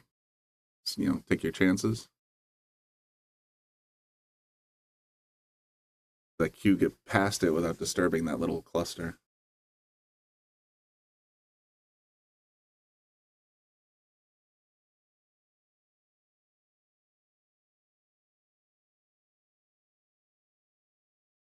It's a tough call because no matter what, if you make a ball and you blow up the rack, and you might have no shot, you might have a shot. If you miss here, Your opponent's definitely got 2 balls just hovering by his own pocket, and I think that's what John's thinking about right here, is just pocketing the 1 and leaving the cue on the 4.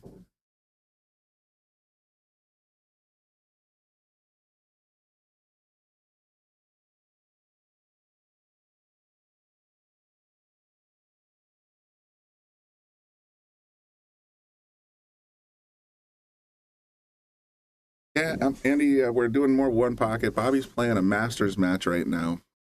We're going to cover this match, of course, right to its completion, and then I think Bobby said he has a list match scheduled sometime tonight, which is the whole reason I'm here.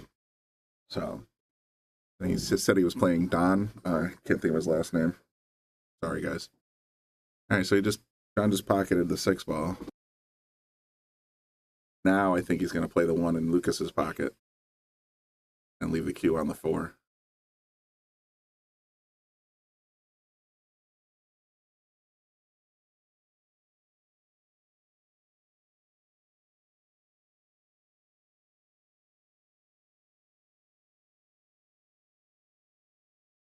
That was just to check the score. I believe it's 3-3 with 9 on the table.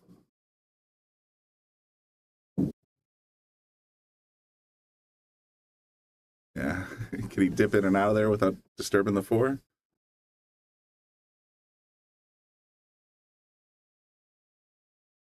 Well, he at least left the cue in Lucas's pocket, left the 1 ball in near his own pocket. But Lucas is a bank master, as we've seen it during the course of the first part of this tournament. This should not be a tough one ball bank into the corner for Lucas.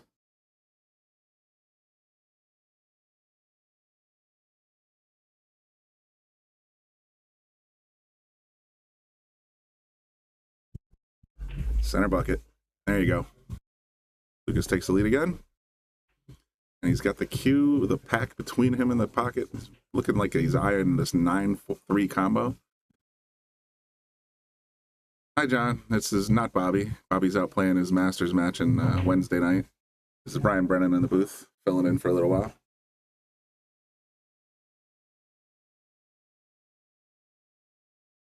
Nice easy combo. Nicely done, Lucas. Didn't do himself any favors here, though. Gonna go 2 rails on this 11 ball?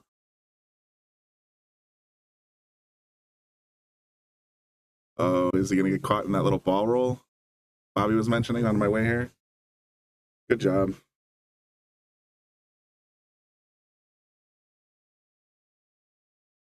All right, 7 on the table, 8 on the scoreboard.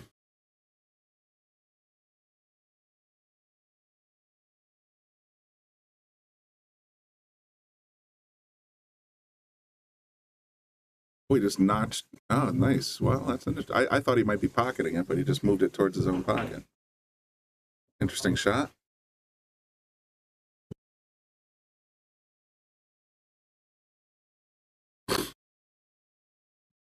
Where's Lucas' head? Is he going to cut this front ball? He's giving it a little nudge. Not enough steam to get there, but it's still in a good position. And the cue ball's pretty well locked up for John.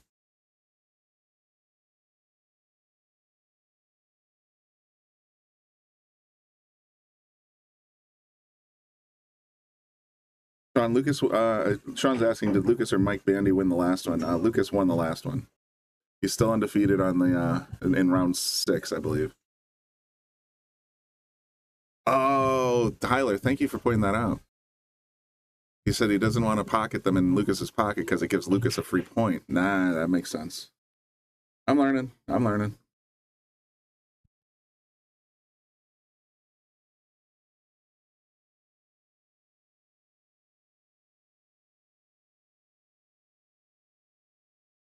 As I said when I started covering this table, John's got 1 loss. He's already rebought in. Lucas still has a rebuy if he chooses to use it.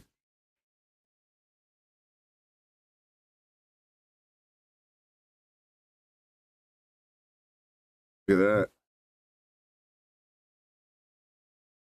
Sort of reminds me of playing that old game that you play with chips called Othello, where it's like, you're up, you're down, you're up, you're down. Keep flipping the coins back and forth, and that's exactly what John just did there. took Lucas's pocketable ball and put it in his own pocket.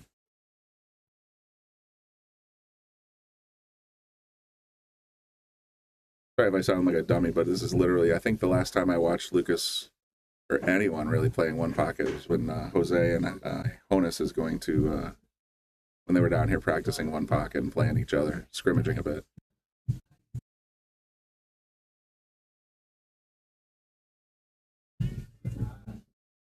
Lucas is kind of agonizing over playing this 4 in the corner.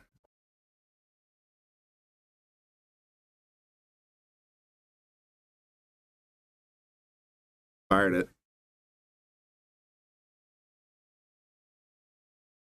He's not happy. I could turn the table real quick here.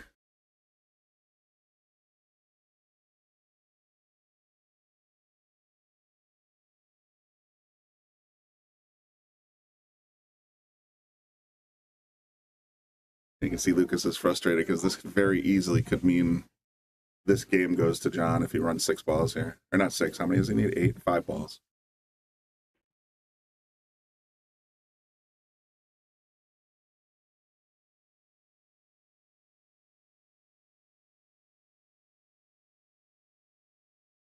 We made it through the pack. This is big trouble. I think this is going to be 1 win John. Or 1 game to John.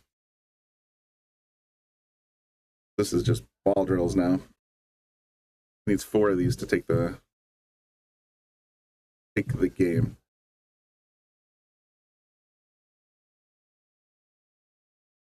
One more. Head it up. Race to 3 balls.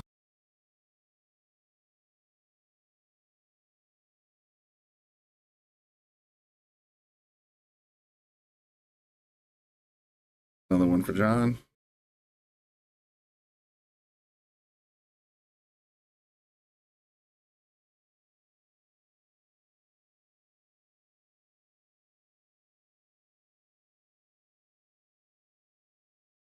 This could get interesting. He's on the hill. He's just going to leave Lucas nowhere near the pocket and the ball. So we're going to see some heroic banking from Lucas. He's got to make all 3 of these balls to take this match or take this game down. This is a big 5-ball bank.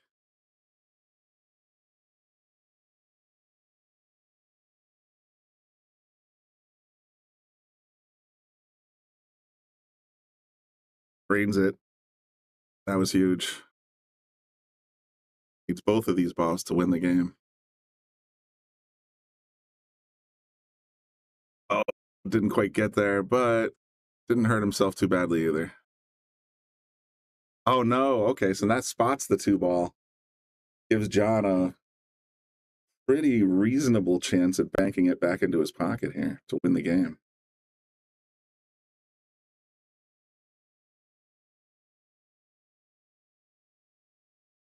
Got to play it with the right speed and get the cue out of the way, you know?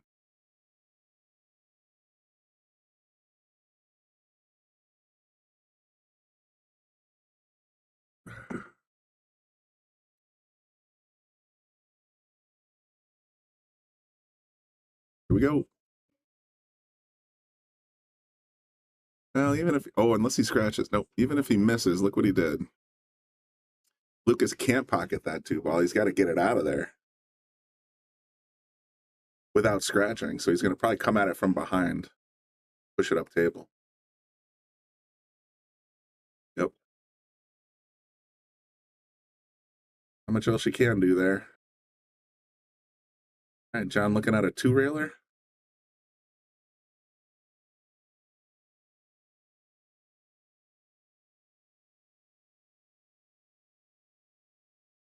Yep.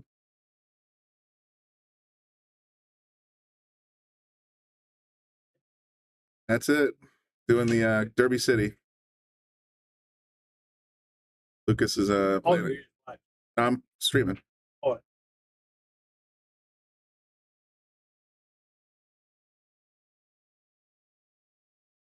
Yeah, I just got started. This is first rack. All right. Lucas with a big bank shot here on this 4-ball.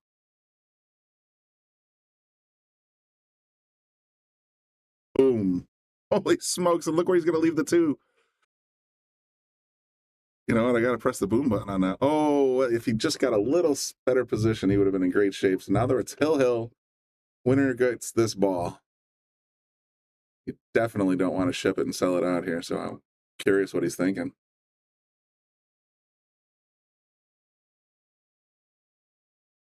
Doesn't want to leave. Wow, it's this. This is a thinker.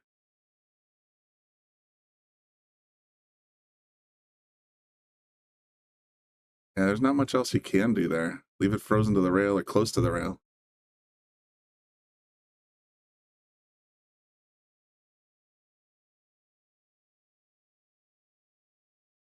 Think we're going to see some 3-rail here? Nope, just playing a safety play.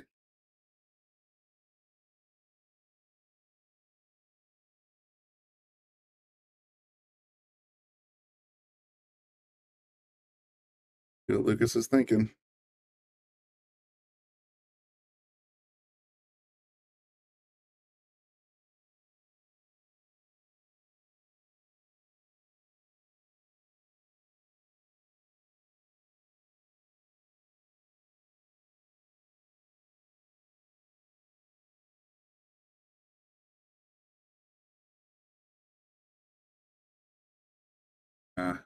Decides not to go for it.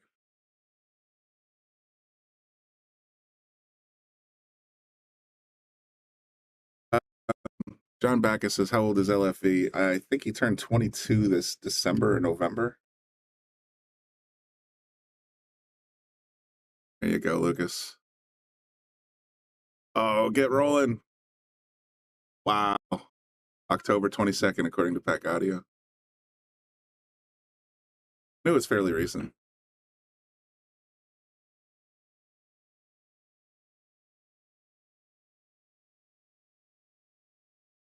Going to stay out of the pocket.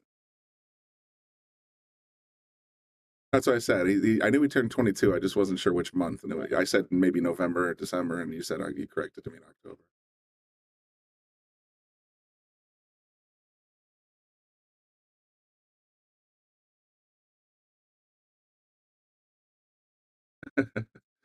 John with the universal hand signal is, let's go, move. Not for you. Which of these 2 Titans is going to blink first, folks?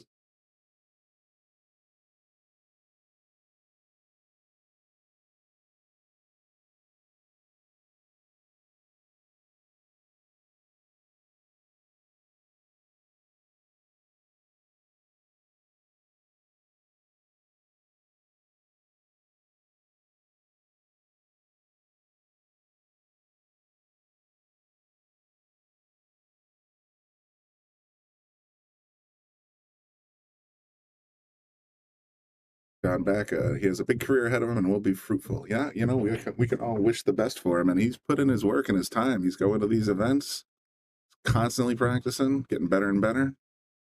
Who knows where this guy could go?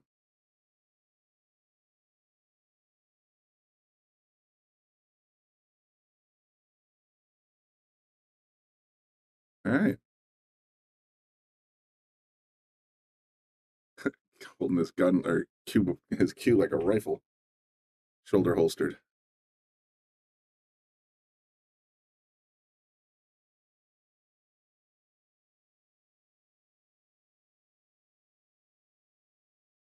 Think that's going to be game. Oh no, what do you do now? Holy smokes. Can't pocket it. Can't get behind it. I don't even know what you do here.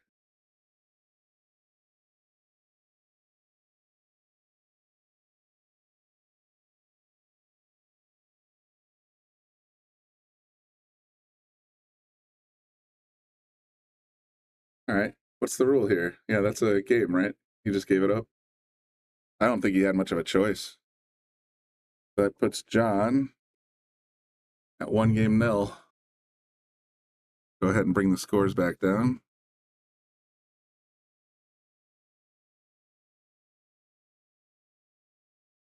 Screwed up, darn it.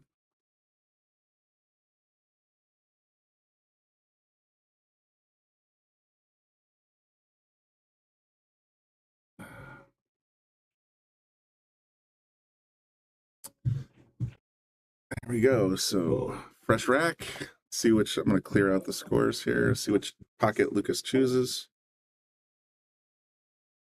I was listening to it on the way in.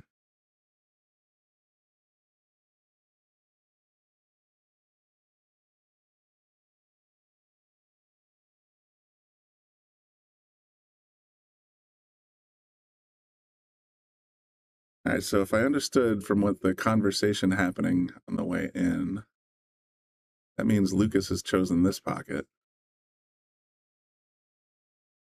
which means John's over here.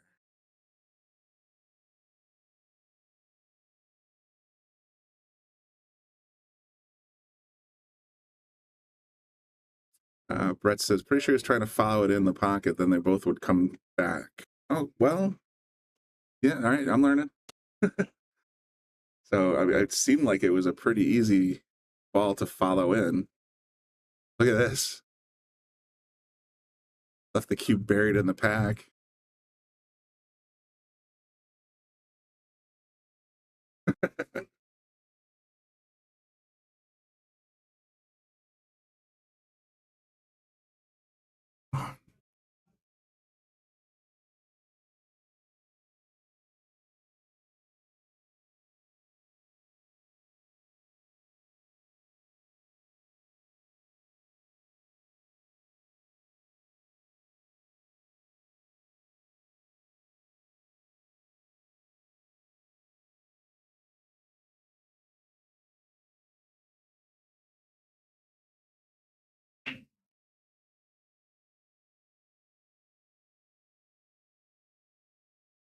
Interesting play, and I got the 10 out to left John pretty well frozen on that 3 ball, greatly limiting his options.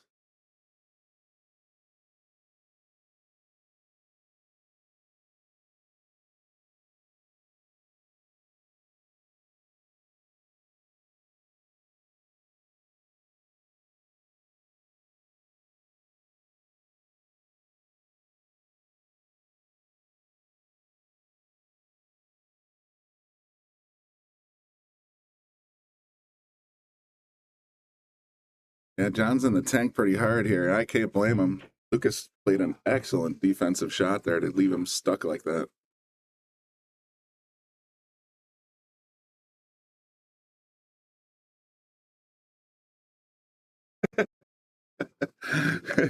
Dylan, that's pretty awesome, actually. Yeah, my name is Brian Brennan. I'm in the booth fairly regularly here at the Shark Stream, especially when Bobby himself is on the table. Like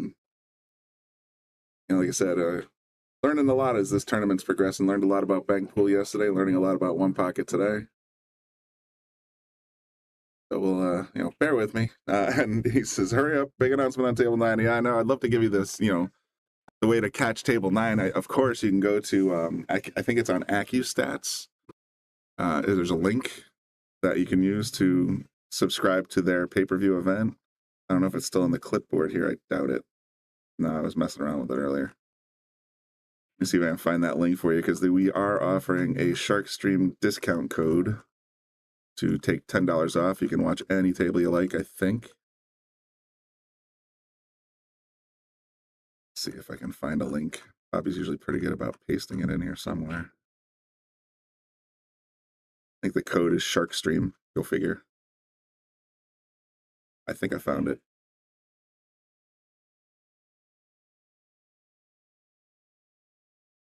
It's a gnarly looking link, but you enter this code, I believe, and get the stream, all the tables you like, and it will apply a $10 discount to your order.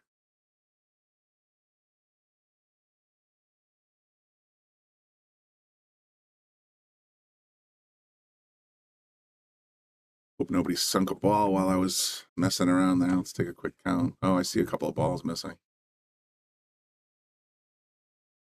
That would be 1, 2, 3. There's 13 on the table. I'm guessing John got both of those. Correct me if I'm wrong.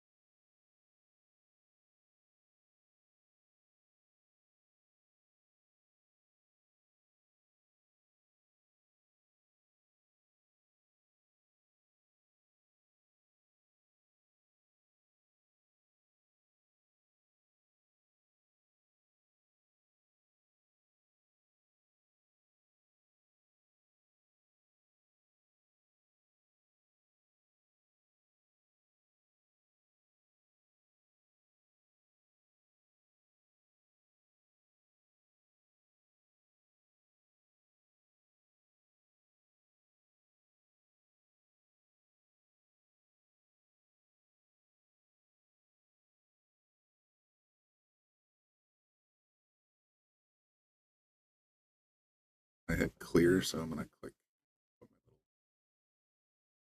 Little reminder for myself mostly.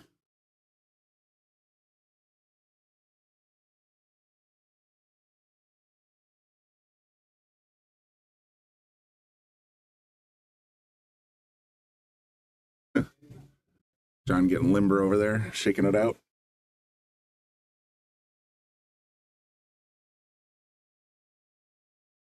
Going for this 14 ball combo. Oh, so close. Oh, and he's just gonna. Oh, he's gonna sell up here. 2, 8 easy points. Depends on how he wants to manage this rack now.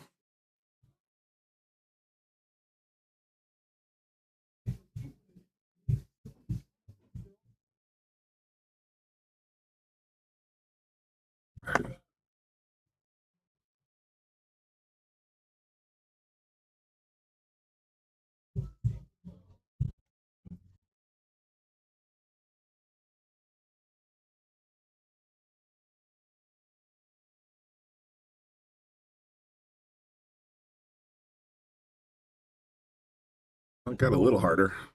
That'll put John at 3.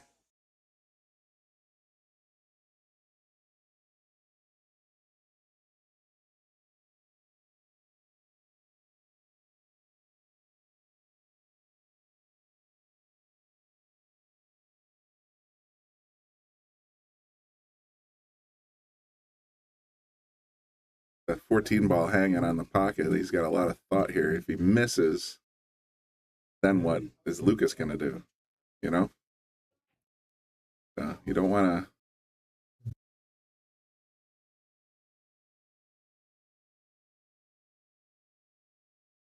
to finish my thought. You definitely don't want to leave Lucas with a crack at that 14. So now what do you do?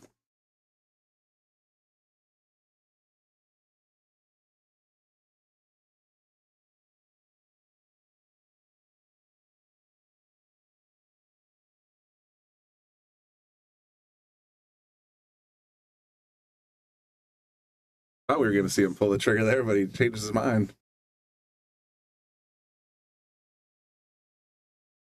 It's interesting to me that Lucas, when he's sitting in the chair, I think we talked about this a little bit yesterday. When he's sitting in the chair, he's almost never focused on the game in front of him. He's always watching something else in the room. It's actually, it fascinates me a little bit.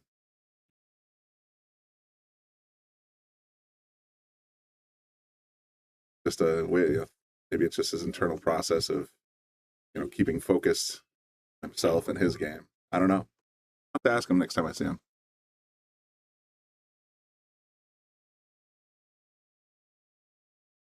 Wow, great cut shot. That's going to open up the table.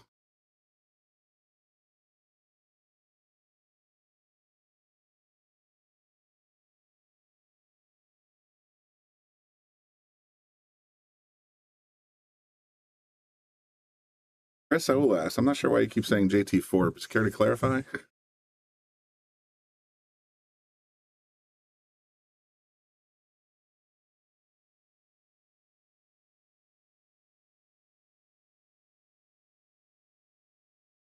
$13 in the corner for another one, presumably. Using a lot of bridge work, though, but I guess that's got to be pretty common in this game if all the object balls are down the length of the table.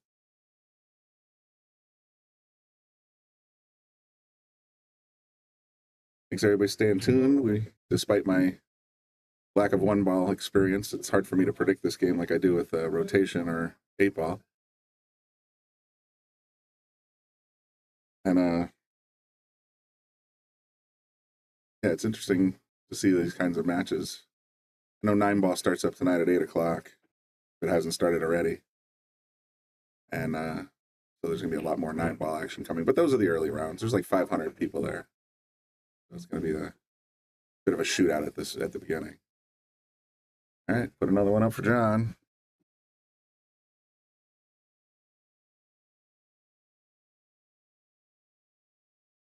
Left himself a bit of a pickle here. I think Lucas has got some good news. Oh, you know that? I'm going to read Rob's comment here. It says, no point to really watch the table. Can't control what's going on, so you keep your mind clear and away from what they're doing and keep amused on other matches. You know, that's a good observation. All right, John got another one.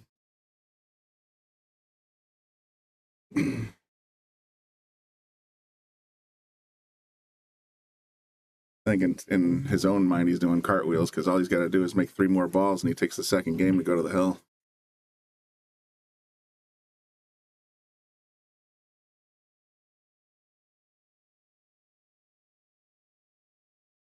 Nice speed. 2 to go.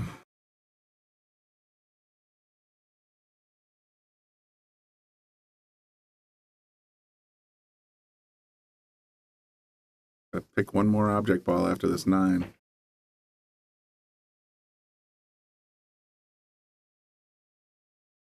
I was not expecting that. Because every other ball is closer to Lucas's. Oh, did I miscount? How many balls are on the table? 1, 2, 3, 4, 5, 6, 7. Yeah, he got 8. Oh, darn. The maximum is 8.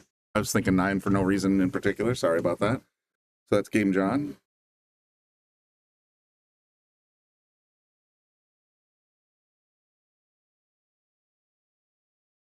Oops. Yep.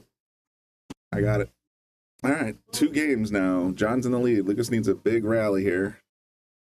He wants to avoid a rebuy. Let's see which pocket they choose.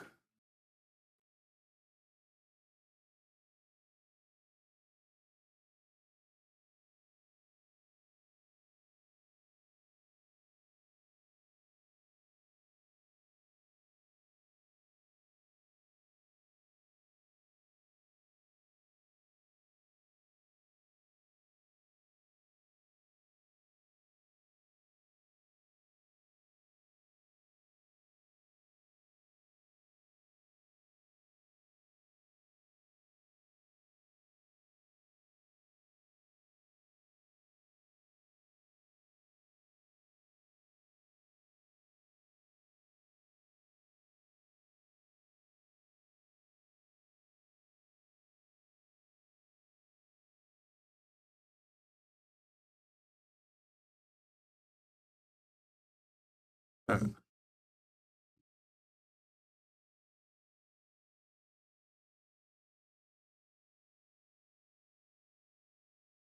Almighty Fargo says John is a 543 with only 213 games. That's interesting.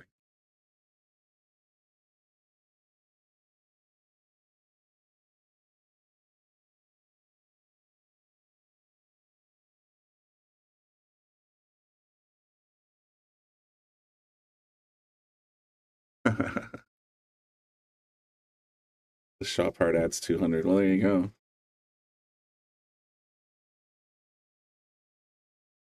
Pretty sure this is going to be... Oh, the color changed. That's interesting.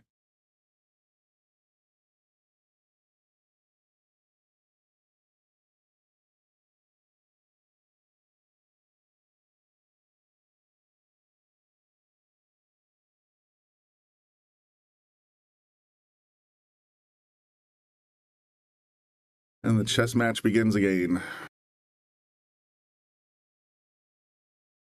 Last time John left the cue in the middle of the pack, but curious we'll see which way he goes here.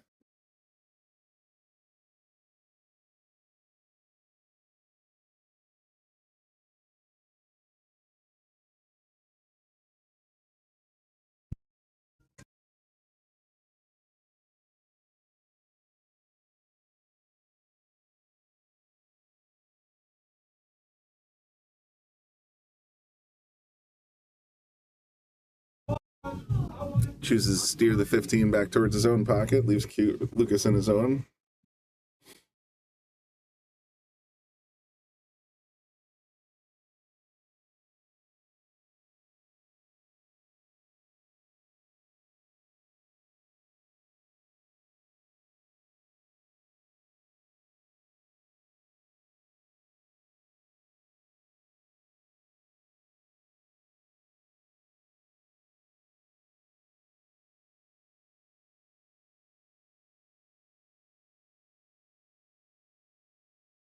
See.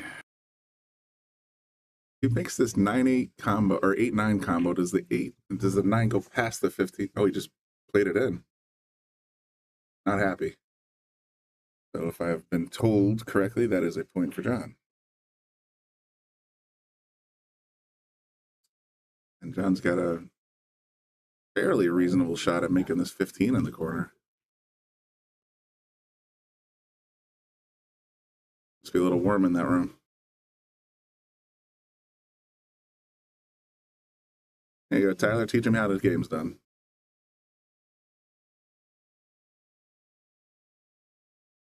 Lucas seems a little off this one. I know he just came off a win on another table, but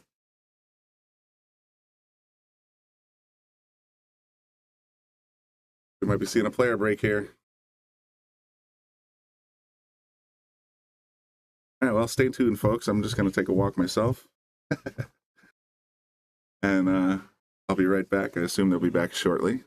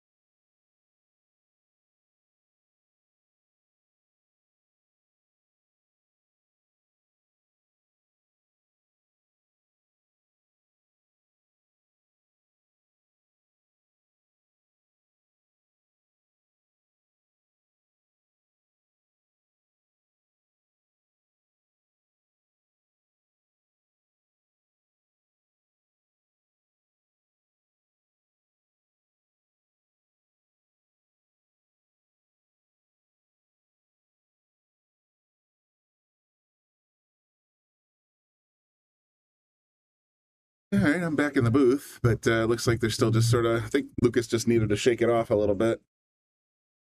Either that or John had to do a little bio break. I'm not entirely sure. Beer on. Yeah, that was me. It's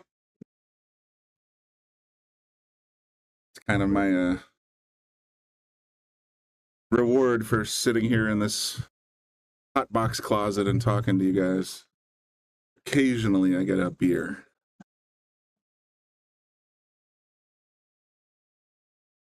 When John comes back, he's got that 15 ball just sort of sitting there waiting for him. We'll see what happens. Beer run. Oh, you're saying these? Oh, yeah. Lucas doesn't drink. At the very least, he's. Yeah, I mean, what was the comment Tom Shine had the other day? Unlimited Snapple. So that's his one of his beverages of choice.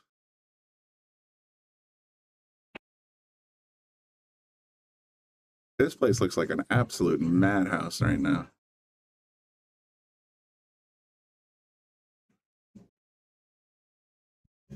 I wonder if try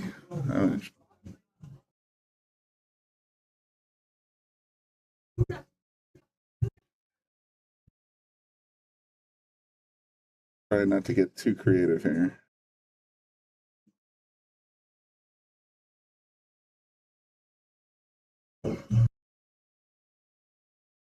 I brought up table 18 on another monitor, and I will keep an eye on that, but let's see if that action's still happening on table 9 for... Oh, nope, John just came back. Never mind. I was going to go see if maybe we could bring you some live action from table 9, but...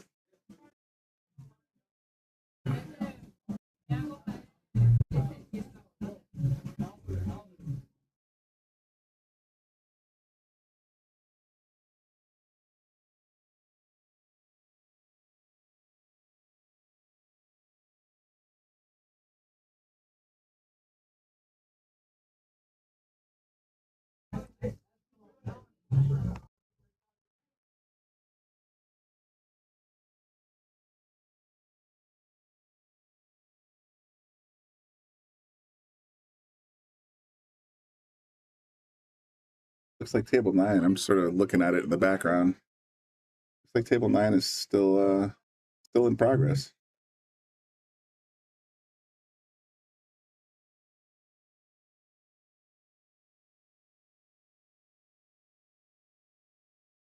What was that, Darren?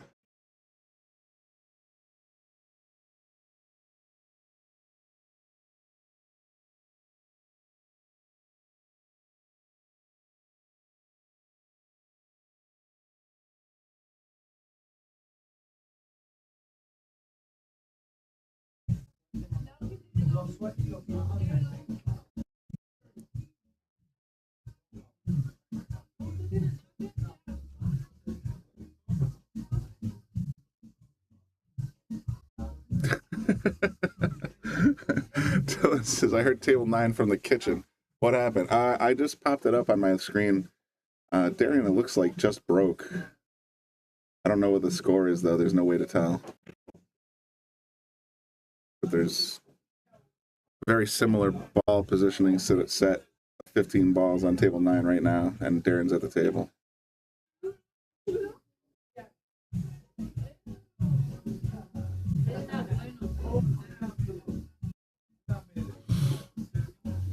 All right.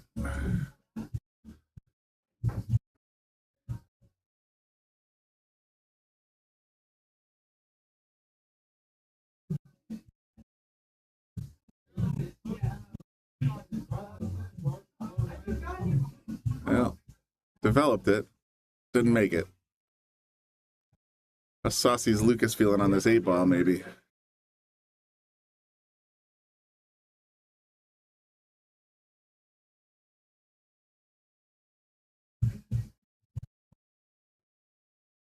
Oh, I thought it was a nice. I'm looking at table 9 right now. There's two guys playing an actual match. I can check the iPad again and see, but I'm pretty sure that's Darren still playing.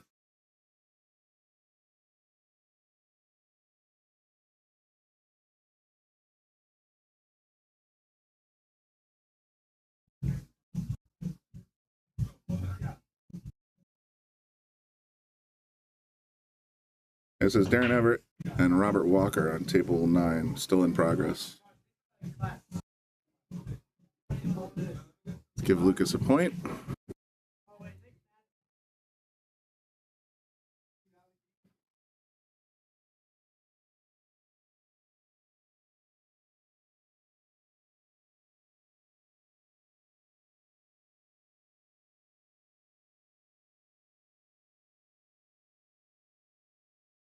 All right, Lucas pushing the 7 and 11 towards his own corner. Keeping John pretty well locked up on his own side.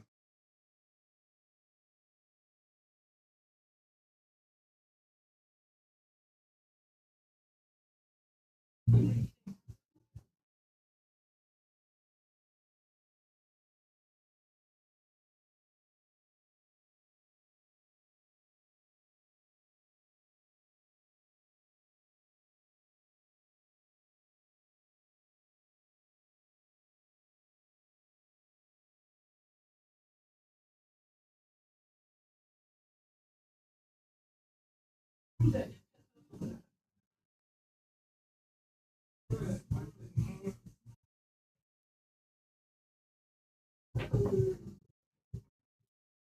what options Lucas has here. It looks like he can swing that 11 right into the corner without any obstructions. That 5 might be out of the way. I think the 2 might be blocking the 7 up a little bit.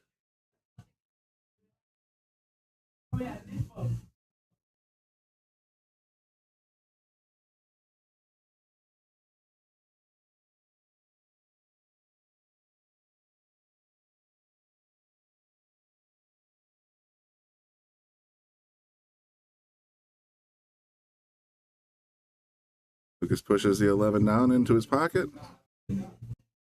Left himself dandy on the 7 ball.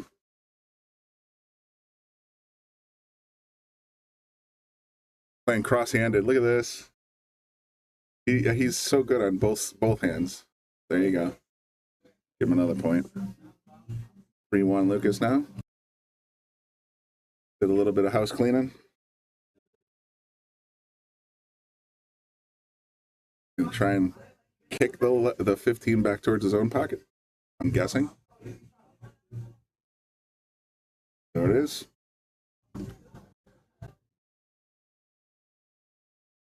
Said kick meant bank. I was gonna get that 6 out of John's pocket, I think, somehow. He might just push it up table and leave the cue. Oh, I'll stop trying to predict. These guys are way light years ahead of me in terms of how far they've come to do this. So, any opinions I have before they make a match, unless it's obvious, it's probably wrong. There you go. Just push it back into the pack.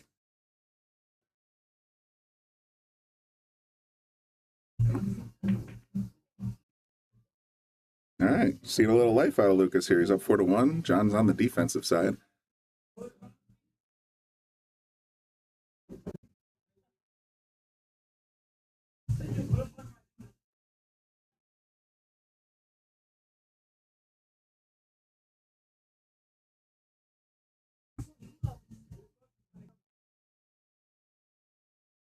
Oh, scratch.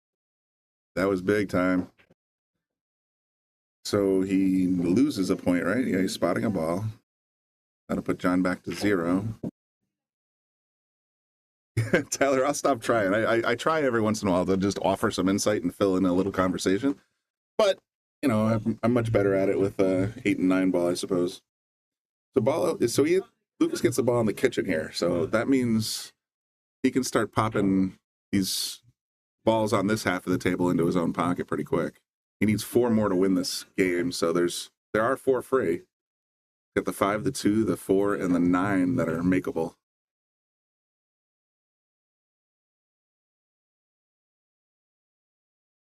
One. Gonna try and take the 2 out next. I believe.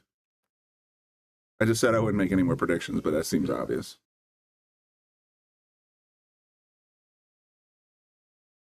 Thinking he's going to go. I should shut up. I'm thinking he's going to try and get the cue back in front of the 1, but enough that he can make the 9. I don't want to draw, but if he can somehow get the cue ball back here, he leaves himself a 2-way shot.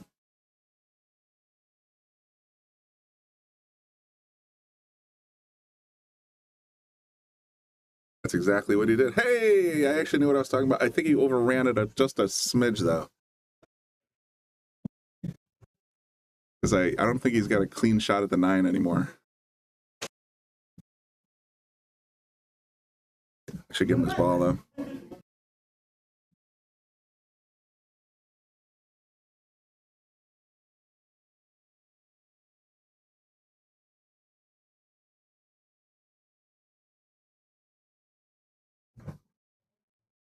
All right, Lucas in great shape so far here. Of course, can't get past the 1.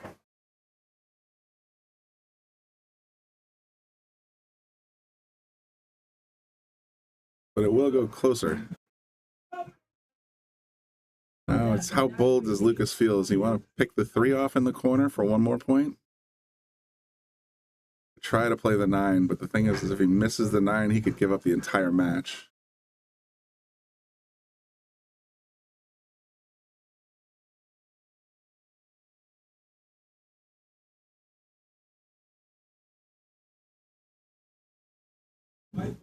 Just decided to push the 3 up and play a little D. Smart play, very, very patient play. This game's all about patience.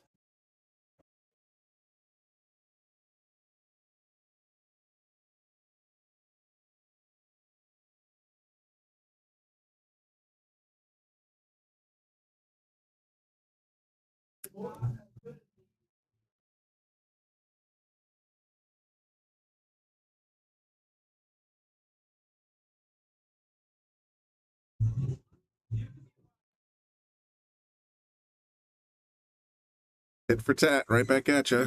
Stick them in your own pocket.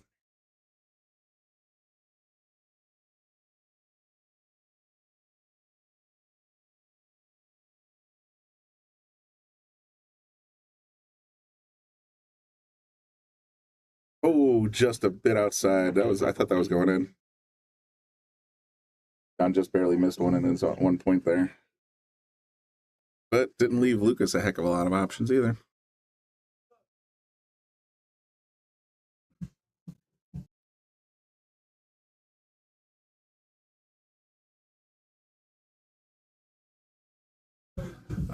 That's Hennessy. I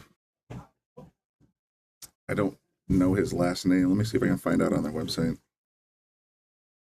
No, his nickname's Hennessy. John scores a point.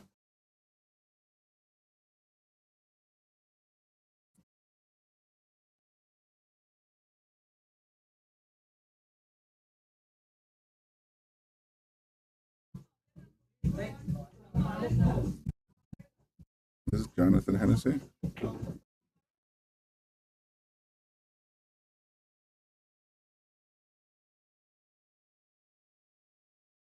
Oh, John Pinniger. Okay, yeah, that's helpful. Thank you.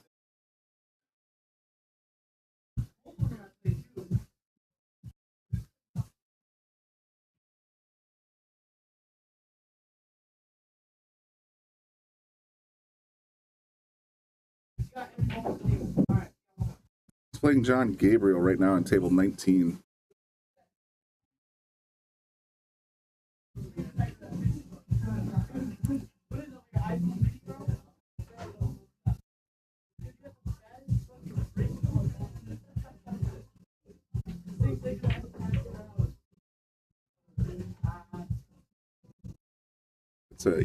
The names are John Pinniger and John Gabriel. Oh, Jonathan Pinniger and John Gabriel.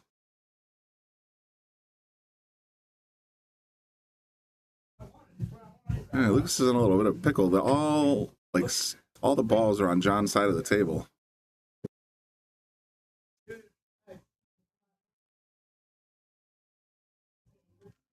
Slow rolls it back towards his own side. Good.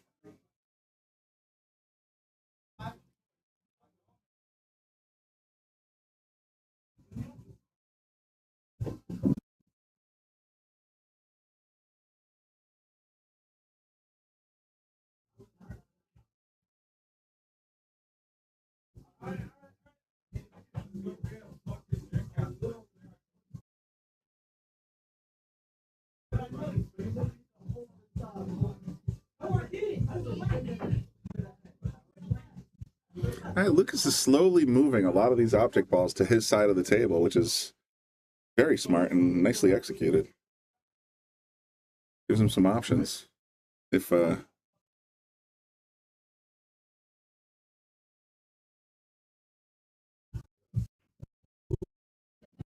see what happens here. Yeah, I think he's going to go into tank here because I'm not a great player of one pocket, of course, but I don't see a lot of options on leaving Lucas without a shot here.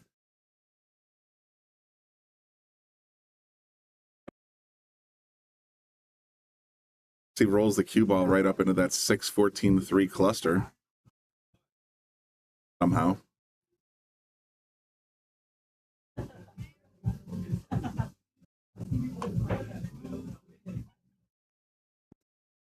must have some crazy circulation or venting. These cameras sway like we're on a cruise ship. You know it's not the room. You hope it's not the room.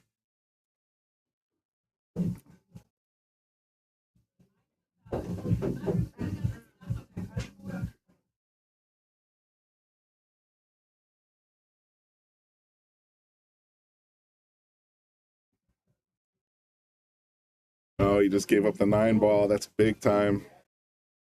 Lucas needs 2 to win this game and get back in the hunt. It's just a matter of which 2s he's going to pick, 9 and...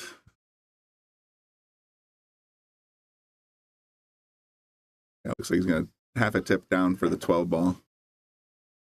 Oh. Once again, I'm wrong. All right, Lucas gets a point. He's on the hill.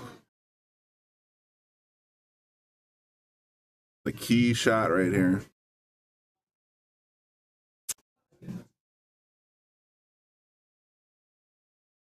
And it's down.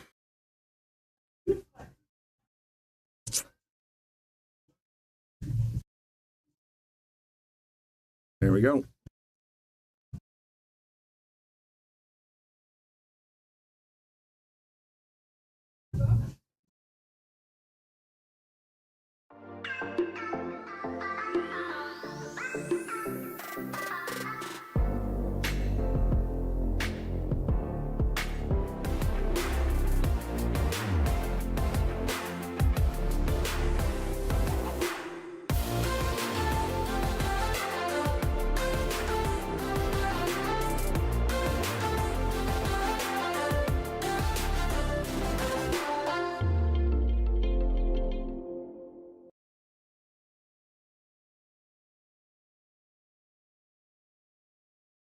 Been a while since we got a sponsor in there, so I wanted to give a shout out to McDermott.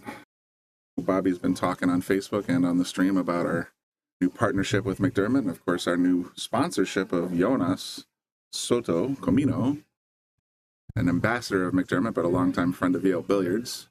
He will be wearing the Shark Stream badge on our stream, or on all tournaments going forward.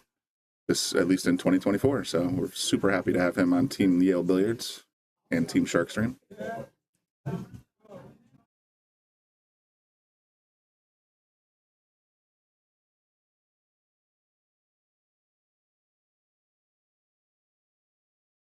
Lucas with a nice break there. Didn't give John many openings.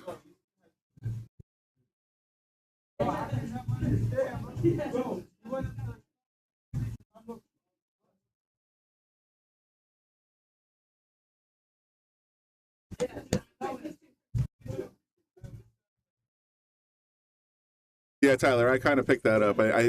I'm going to try and fly this one without crib notes. It should be fairly obvious at this point.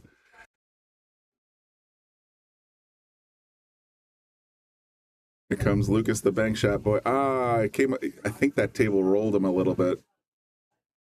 That didn't look like it rolled true.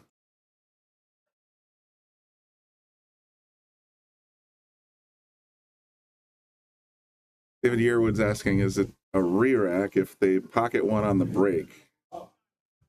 I have no idea. What's up, brother? Hey, Bobby. All right, we got a big match here. Lucas is up behind, huh? He lost the first two and just clawed one back. He won the last one fairly handily, though, 7-1, so, or 8-1. It's a battle. You know, Lucas definitely has the ability, but it's not easy in this one pocket stuff, you know. How'd you do in your match? I won. I did good.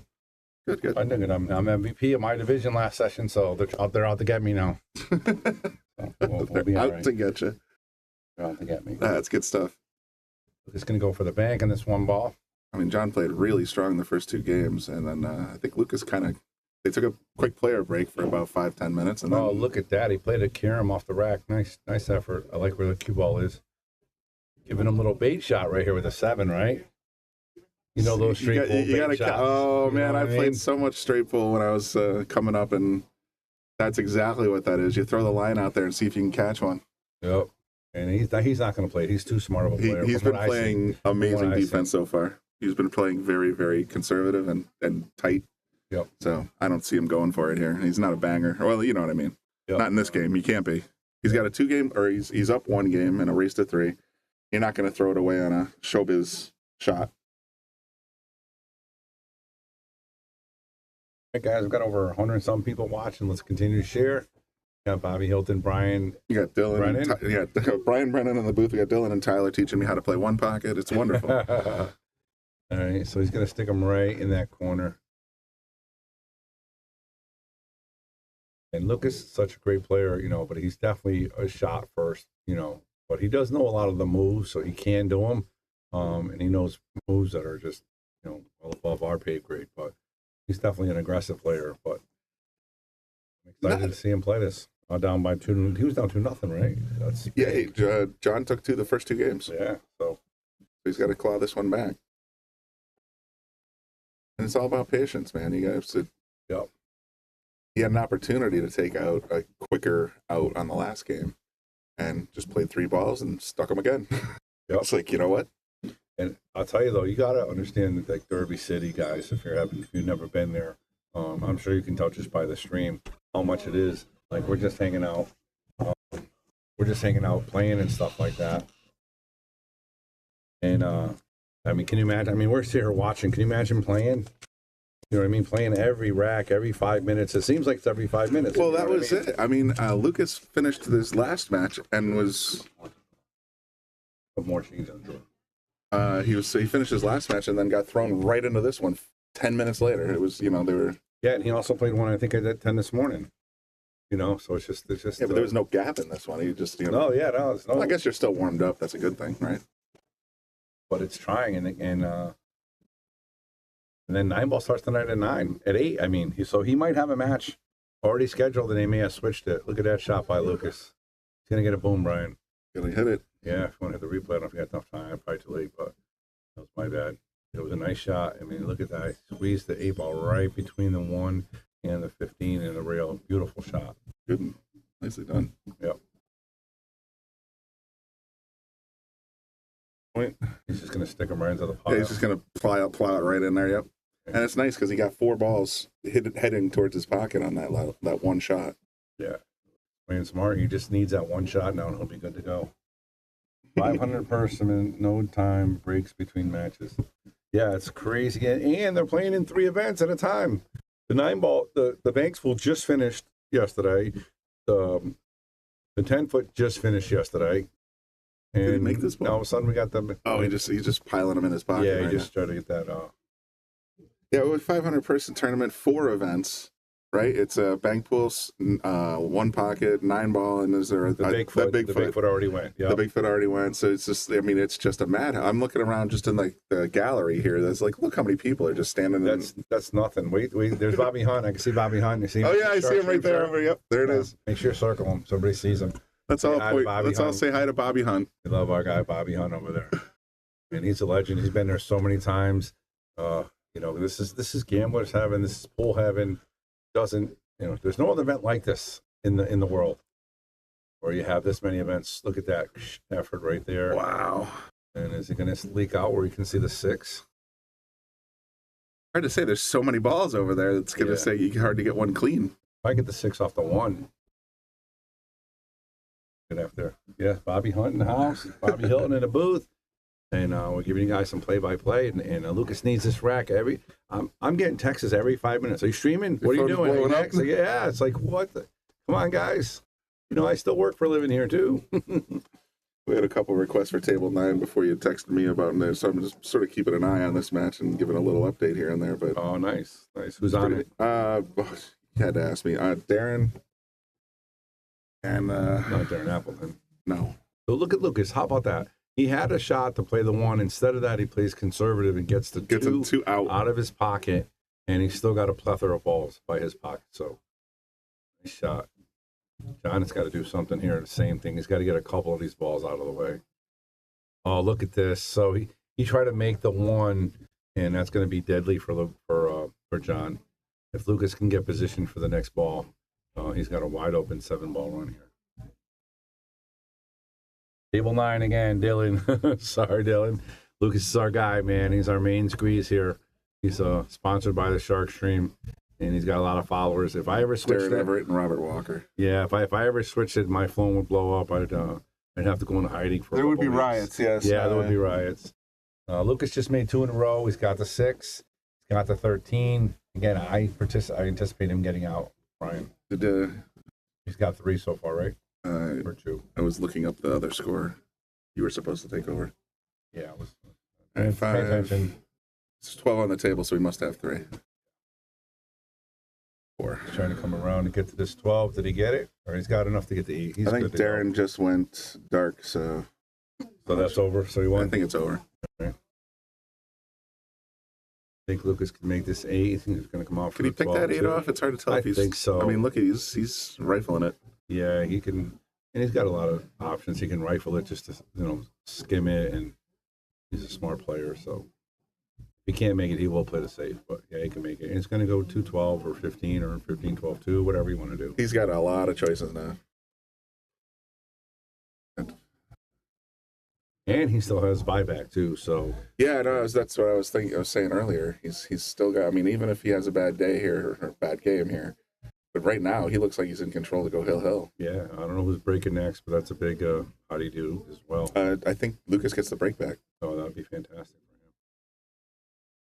for him. Get a little long on this one here. He's stretched out a bit.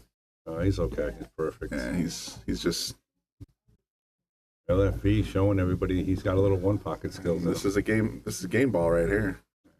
Pocket this. All right, Lucas Casa-Werner ties it up 2-2. Tied it up.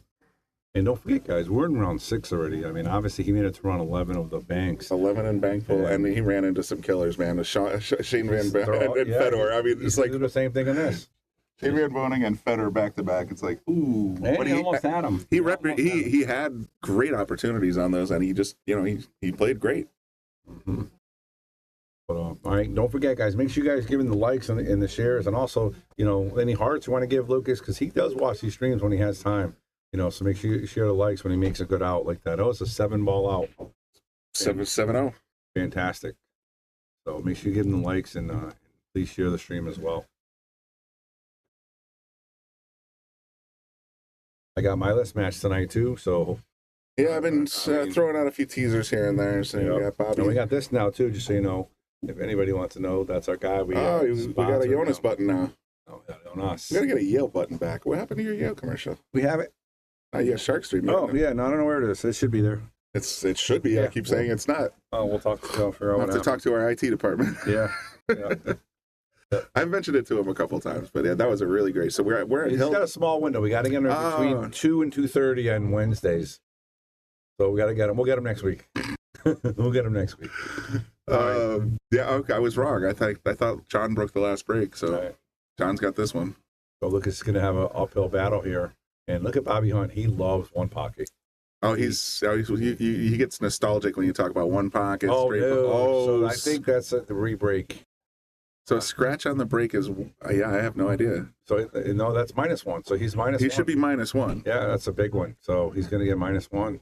And Lucas has a shot. Wow, what a huge turn of events to go from breaking to having. What a swing, right? And the 14 just popped out on him. Yeah.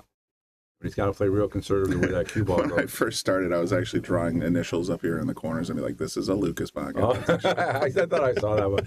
But you guys, I mean, especially anybody starting looking at you, kind of know once they're shooting where they're shooting. Now that I've covered a couple, I'm like, now I can read it off the body language and what they're doing. Yes. So it's like. You got it. And Lance says only a re-rack if you make the object ball in your pocket. All right, thanks, Lance.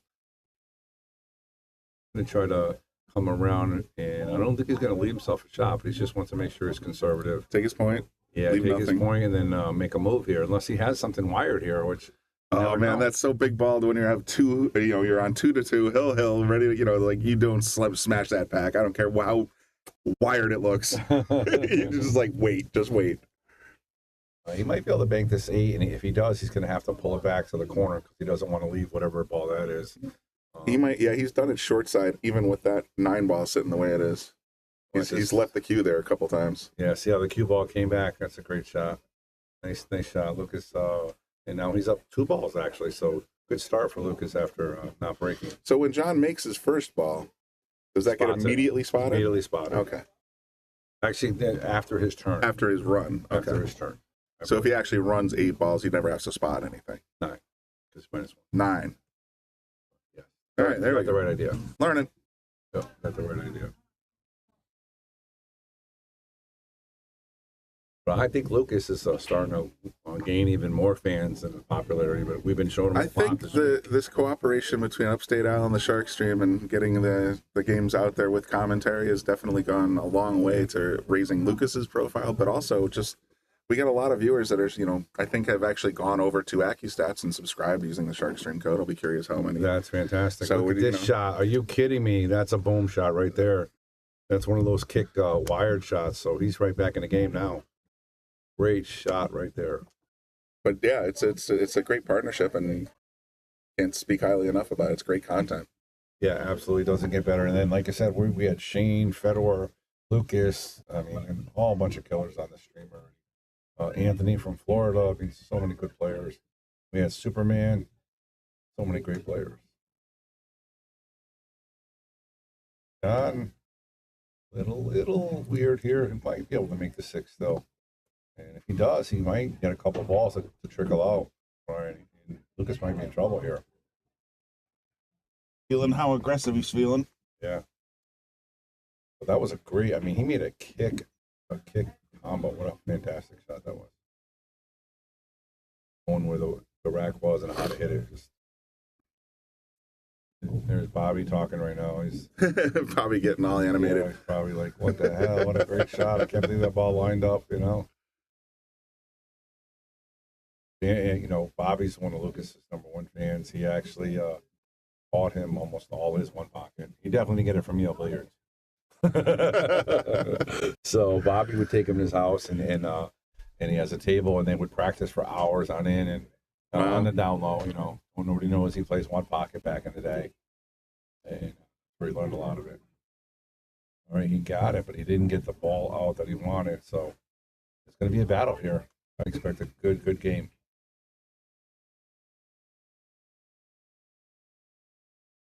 A twist and turn, huh? He goes from breaking to -1, and now he's up by Has he got 3 or 2? Because he was -1. I just counted the balls on the table for now. Yeah, So he didn't spot his ball yet. He's got to spot his ball still. Okay, so then I got to take one off. Yeah.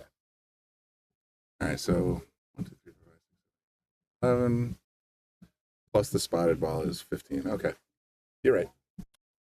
Where's everybody watching from? Give us a shout out. Let us know where you're. What part of the United States? I'm watching from a closet at Yale Billiards. Yeah, it's a closet, all right. All right, it's a good shot there by John. But yeah, let us know anybody outside the United States watching. I haven't seen a lot of out of United States lately. A lot of it in the United States. There was at least 1 or 2 the last time I was doing it. Oh, really? And it was nice. at Greenville, South Carolina. Chattanooga, you know. Yeah, you're right there by my mom. She's in Ottawa. Ethiopia. There you Patty. go. Patty's in Ethiopia. We only wish she was in Ethiopia. Say hi to Did I say that loud? Say hi to Starvin' Marvin for me. Lucas with the safety. Oh, this game is going to be a grind here. I don't see anybody. Yeah, this is 5 or 6 balls here. Springfield, Missouri, or Springfield, MO, Montana. Which one's MO? Michigan is Montana. Missouri is MO, Missouri. Missouri, right? Over under on how long That's this your guy game will Dylan, who was rooting for his guy. Come on, well, there you know go. that. You should know where he lives. Come on. Over under how long this game takes, Bobby. I feel like we got at least another half hour at this point. These guys are just going to be playing so tight right now. It's just who blinks first. I think if that was the case, I would take the under only because I like Lucas. If he gets aggressive, he's going to run out, but I hope he doesn't make a big mistake. Well, that's just it. You don't want him to sell out and have to buy back in. Missouri, good job. We were correct. Missouri. You know, I should have known that better and quicker because, hell, my entire extended family's from Missouri and Indiana, so they're. Yeah. I don't know. They're right there. They're right in Derby City, huh? Yeah. Wow, how about that?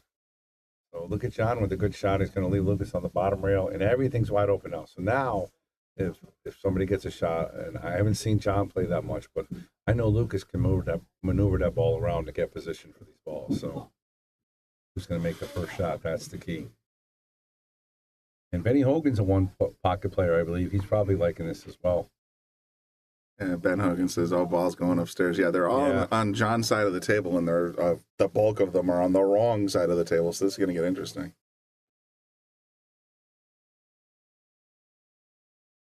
Going to turn into a bank pool game real quick. All right. He's got one more ball on his side. Is there still 12? There's still 12 on the table. Oh, nice shot. Oh, wow. Let's stick him right to a ball. Let's just freeze him. And get another ball towards his side. You know? Yeah, well, that was it. I think it was last game. 85% of the balls were on one side. What time do you want to play? Whenever you want to. We do it right after this match. All right, let's do it. Lucas needs one rack. Oh, let's do it. I'm ready. It'll be like half an hour probably. We're playing one pocket. Oh. So it might be 10 minutes. All right. It'll be at table 14. Okay. Thank you. You got it. That must be Don. Lucas with the good save. Yeah. Don Gartman.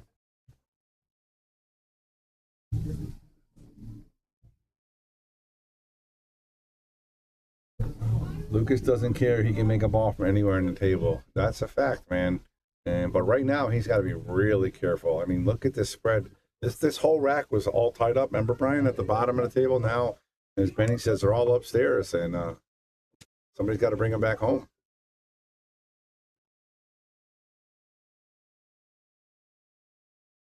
Nick Varner style. Benny, we got to get you in the booth, man. One pocket. I actually thought I did pretty good with the bank, especially after round 4 or 5. I started to get it. We got a couple under our belt. We were kind of vibing with it a little better. Yeah, but after, I mean, one pocket's just not my thing. I don't like it. I don't know if I should say that, but I just don't like it. I don't like it. But whatever. I'll still call it. I got my boy Lucas, and of course, any of the good pros, I'll stream them as well. All right, we got about $1.50, guys. Let's share it out there. Yeah, for sure. Let's stream it out there. Yeah, Jim, we're streaming my match, Brian. That's why Brian's here, actually. And we got him. We got him, though. He came in and we stuck him in a booth. But, yeah. Have a seat. The ever familiar, hey, have a seat. I'll be right back. Bobby Hunt's obviously in Indiana, so, and that means Chicken's probably close by. I think that's Patty wants me to punch you, but I can't punch the guy who buys me beer. It's just not a good plan. I don't like it either, but I like watching Lucas. Very nice. Yeah, absolutely. For sure, Tyler. What's going to happen is we're probably going to fall in love with this stupid game. I know. We're going to start streaming it on the Shark Stream right on Table 8. And we never know. You never know. No, Jack, he has a buy-in, but obviously you don't want him to lose. He wants to keep that buy-in in his pocket. In his pocket for the end round. I mean, he made it to round 11 before he had to pull it out and bank pool. So, it's great to have that. It's a confidence builder. You're just like, okay, it's a little safety net. If John has, well, I think John has a loss. So if he loses, John's out. So John's got more pressure on him. Oh, yeah. Right now. This is the end of the road for him if Lucas wins. Yep. And John just made a great shot. He left Lucas deep in his pocket on a rail. Just frozen, yeah. Yeah. So Lucas is just he's got to be careful not to leave him the 4. So I think he's going to follow this to the rail. So he's going to have to play the 15-4. That's exactly what he does. So he's not going to leave the 4. And he's going to double dog dare him to play the 11. He's going to double dog dare him. Here comes the hook. And it's funny, Jack says, yeah, good for him. Go, Lucas. Yeah, I mean, honest to God, I mean, the Bigfoot doesn't count for a master of the table. So, Brian, there's a master of the table. I saw that on the website, such as it is. Yeah, it looks like a quarterback rating or something where you have... Similar. It's how you do in each event. The banks, he's already in the top 10 or 11 in banks. So if he can do good in the one pocket and then win the 9-ball or come in the top 4, there's a possibility. I mean, Feller's obviously killing it, but Federer's, what has he been, like 3 years in a row champ? Something like that. He's crazy. But it would be nice to get in that top 4, and if he could take it all. I mean, hell, you never know. He's got a hell of a 9-ball game in his pocket, too. So if he can get by this round with the buy in the one pocket, you guys better watch out for Lucas in the one pocket, especially when you're down 2-0. That was a heck of a return so far. Yep. He's had a great derby. Yeah, you're absolutely right. Yep. So he is going for this combo. This is very, very dangerous. This is aggressive with your tournament life on the line. Yeah, because that 15's going to, I mean, he's going to try to stop it right there, but it may leak out towards Lucas's pocket.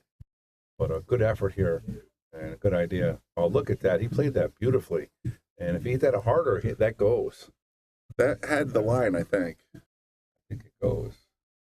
Ben saying over under 40.5 minutes from here. You haven't seen Lucas play. I feel like we're on the cusp of something here, like something bizarre. Like Lucas is going to pull a bank out of nowhere. And if he does, he I'm telling you, he can position. Even though they're upstairs, he can position these balls to get down. He's going to get this 4 out of here. That's exactly what he does. But he's going to leave him the bank on the 4 here. He's not going to be happy with this one.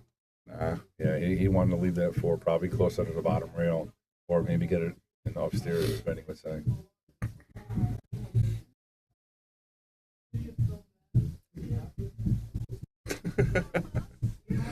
Patty with her out-of-the-box thinking in here. Fedor. It's Fedor, Patty. Fedor. Patty's really going to want to smack me. I mean, when doesn't she? Yeah, that's true. And look at this shot. It's going to be good to go. That's the point. Yep. And so He's up 3, he's 5 away from winning the rack. Lucas needing 7. But all the balls have a pocket, guys. Got to make something happen. It's fine if he wants to make the 4, I hope anyways. Yeah, again, Lucas is looking for that key shot here. This is it. He didn't want to make that. He dropped it, and now it's a spot shot. Yeah, this is a tough spot shot, but Lucas practicing his stroke right here. And he's chomping at this bit, I bet. Yeah, he's got to come back here for position as well.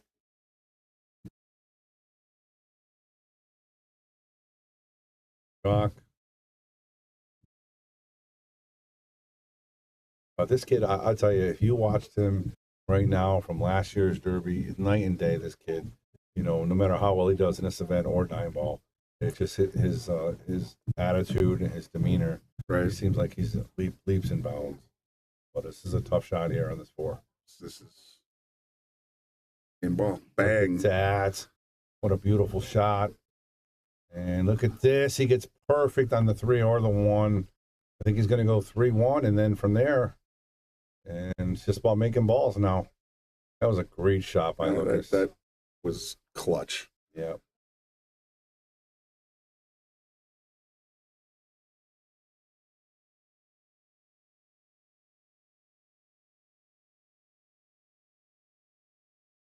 I think he went wide. Oh, no, he's good. Perfect. He knows the roll. Yeah, he does. He knows his table. Now he's going to try to get this position for underneath the 7, I believe. That's where I would be headed. Maybe even the 8. But again, the key is got to make the shot. And he's got 3 open if he can get position. And then after that, he's going to have to play a bank or get really good position on that 11. This is not easy, folks.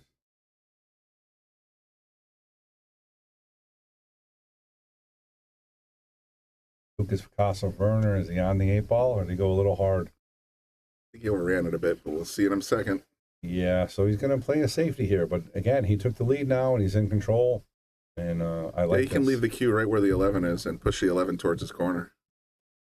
Yeah, I could do that. I think usually these guys, again, I'm not an expert at this by any means, but he might try to get that cue ball almost where his pocket is, you know, where John's pocket is somehow.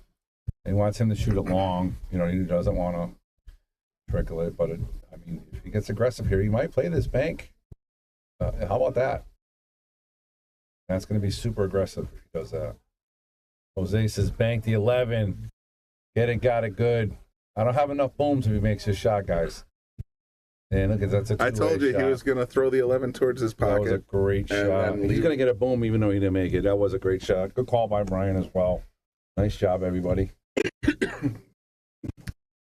Now John's got nothing except for to try and push the 11 back towards his pocket. No, he can bank this shot. He can bank this. This is a typical one pocket shot. And I've seen this a lot during the banks. No kidding. This week. You know, they just got to keep that cue ball out of the way. That's what I was just going to add. With speed and spin. Speed and spin. The cue is going to be the problem here.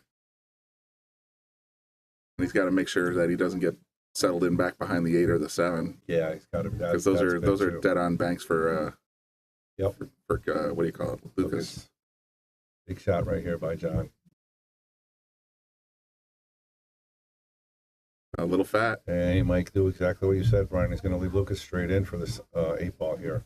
And again, don't forget, John's a great shot, but he's playing for his tournament life. It's a big difference when you're, you know, every shot could knock you out of the tournament. And I don't know how good John is, but he can definitely play. I can see this right here. So definitely seems to know the game. Yep.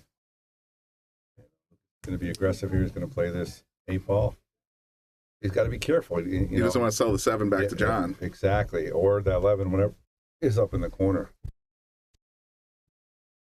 And he could play a really good safety here as well. Snuggle him right in that corner pocket and actually make the 10 ball, and that'll get spotted. You know what I mean? That's not a bad shot either, but we don't know what John's Fargo is, Ryan, fortunately. Did you look or no? Not yet. We didn't look. So I'll take a peek. We'll see. We don't know. I'm not sure. I think we did look. Oh, somebody looked and then couldn't find it. Well, I could be mistaken. It's a fairly common name. Okay. Lucas just plays, tap it in, and just going to roll perfectly in. Look at that ball speed. Holy smokes. So now he's got the question here, does he just get this ball out of there? Needs to pull 3 out.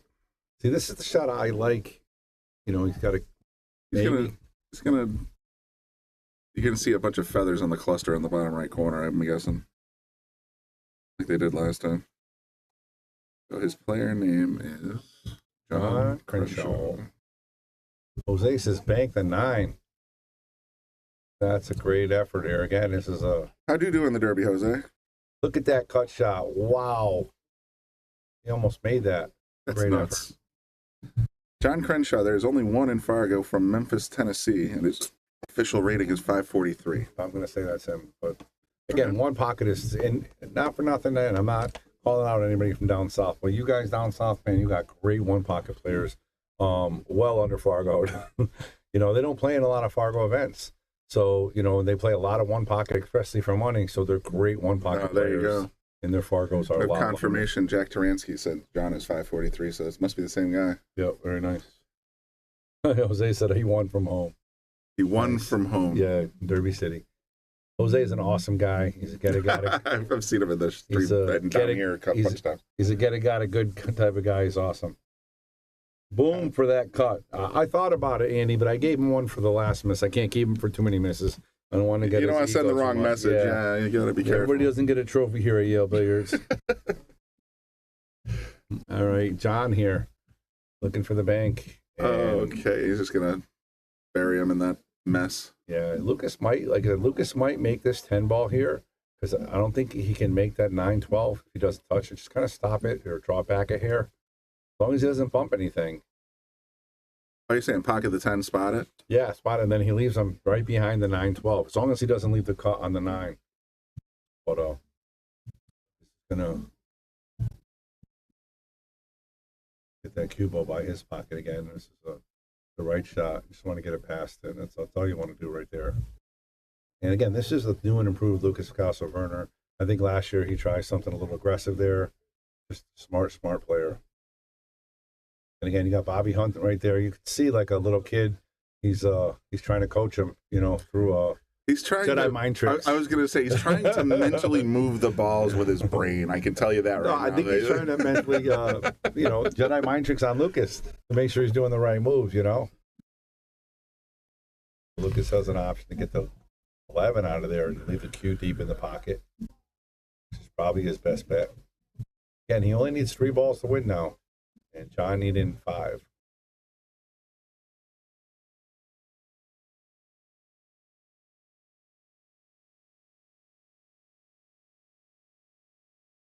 Exactly what he does. Good shot. He actually kicked the 7 out there a little bit.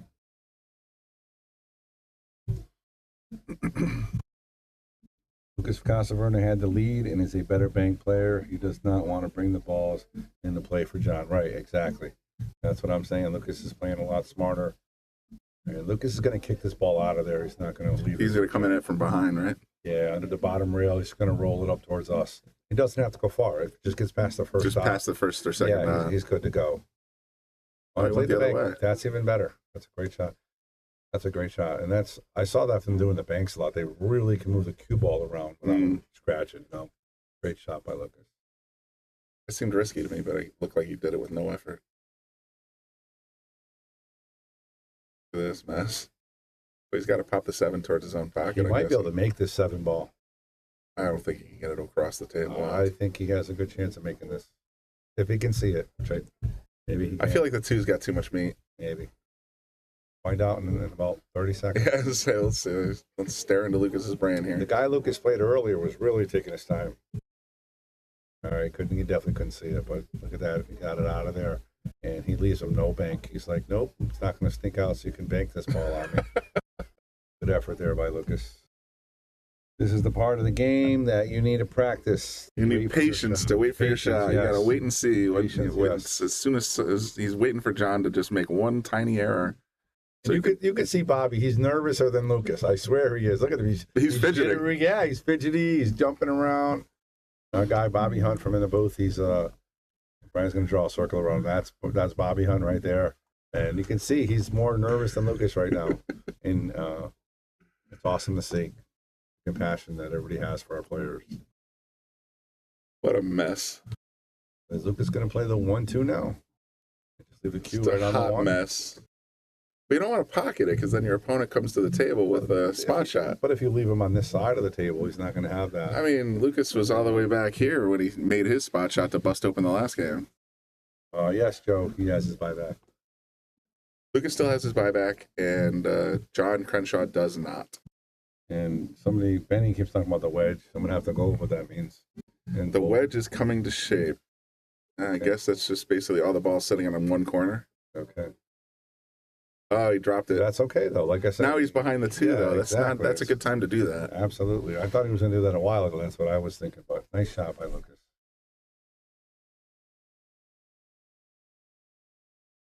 It's not a hot mess, Brian. It's strategy. And if you notice, 5 of those balls were consistently tied up. He couldn't draw. See, you should have just punched me. You should have been on your good side now.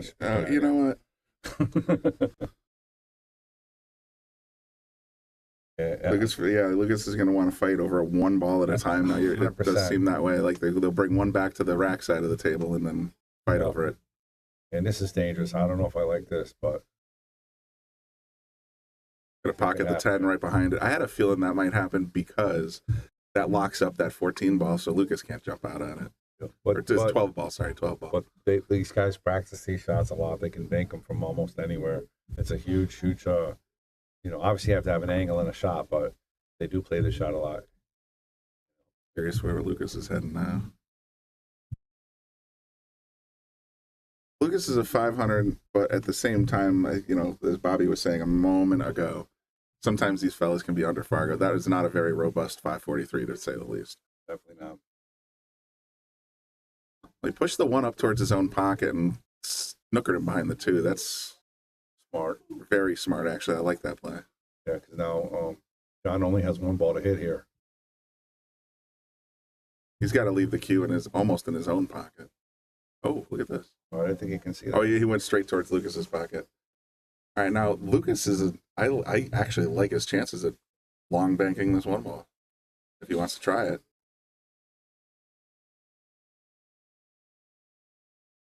I like putting that cue ball by the 11-9 in the corner. Oh, really? Okay. Yeah, because they leave in the opposite corner. But Lucas feeling aggressive here. Off. Yeah, but look at the leave. Yeah, the leave was the key part of that Even one. If this goes in, it's okay. But now John has a clean shot at this 10 bank, I think. Yeah, that's tough shot. And don't forget, John, he definitely wants 1 ball at a time, but he probably would like a couple, He would love a couple. He might play safe here. Find out. Jeremy's back. All right, well, now we got Jeremy in the lobby. We're good to go. Lucas wins. Yeah, Brett, we know John's a good player. And these guys from One Pocket, especially down south, and again, I love the people down south. They're great players, and they play a lot of One Pocket. They don't play a lot of tournaments. They just play a lot of One Pocket, and they gamble. So they're a lot better than their Fargos in One Pocket. Well, it certainly would appear to be the case with John here. Yeah, absolutely. You see some of the moves he makes and the shots he makes. Just very, very selective. He goes Caught the 2, and it goes towards Lucas's pocket. And this is going to be trouble. This is going to be it. This is big trouble for John. All right, I think I got the under in half an hour, so Benny can send me whatever he wanted to bet. He said 40 minutes. I took the under. Kevin says he's drawing dead. Lucas needs 3 to win this match. It's not over yet, but he's going to play position for the 12 right now. There's 1 down. Oh, he didn't get it. He didn't get it as well. He did. Yes, he did. He did. I thought he didn't. But then he did. Just rolled it right in there. That's a great shot by Lucas. And he might have to play the bank for the 2 next. For the win. I think he's going to pull a rabbit out of his hat. I can get position for the 2 if he comes around the table, but... Oh, he left it there. Not over yet, folks. 2's now John's ball, really. Yeah, but he can't shoot that with that 12 hanging. He has to get that 12 out of there, Brian. Yeah, okay, you're right. He cannot afford the risk. I thought he could play the 2 first and then get the 14 after. Not worth it. No, the point's not worth it. Yeah. He knows Lucas needs 2. I'm going to text Lucas and tell him to get off his phone in about 30 seconds. But, and I should say that because I mess around with me on my phone all the time, too. I'll make sure to zoom in with the Benny's PTZ making fun of me right now. He's like, match. Yeah, Benny's making fun right now. He's now, how about the over-under? I thought it was over. So Lucas is going to make those 3 in a row. Is Lucas still in for bank pool with his buyback? No, he was eliminated, and was it Filler that won the whole Top thing? 10, Joshua Filler was the champion. All right, nice shot there by John. It's going to leave Lucas very long. Lucas has a play on this 2-ball, Brian, and he can easily follow that cue up to leave John no shot. But the important thing is he has to hit that 2 hard enough where it comes back. Towards his pocket? No, if he misses, it comes up past because he doesn't want to leave an easy bank for the 2 down there. Oh, so he's just going for the 12 bank. How about that shot? Nice effort there. Gives John the same thing. Like Lucas is like, please shoot the 2-ball. Please shoot the 2-ball. I want to see what happens. Wow, we're up almost 200 now. Yeah, we got 200 people watching on One Pocket. You got Walmart Bobby and Walmart Brian. And honest to God, we are Walmart when it comes to One Pocket.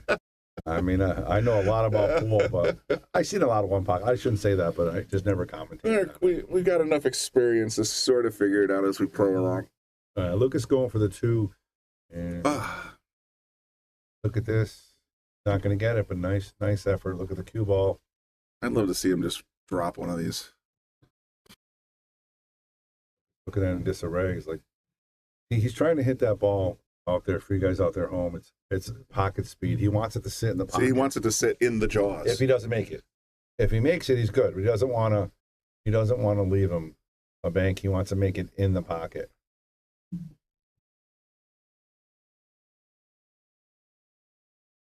All right, guys, 200 people watching. Lucas Picasso, Werner up 6-3 after being down 2-0 in games, having a chance to advance to the next round. What do you guys think? You think he's a favorite right now? I think he's got a good chance.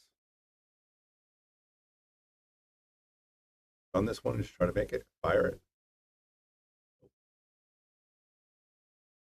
Picasso, Werner playing really, really smart here. Might have left the 2 railer on the 1, but we'll see.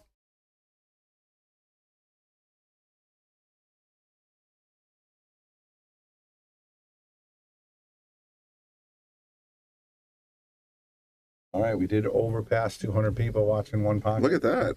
Nice jump. Lucas didn't get the memo. I arrived to give him a break. Nice.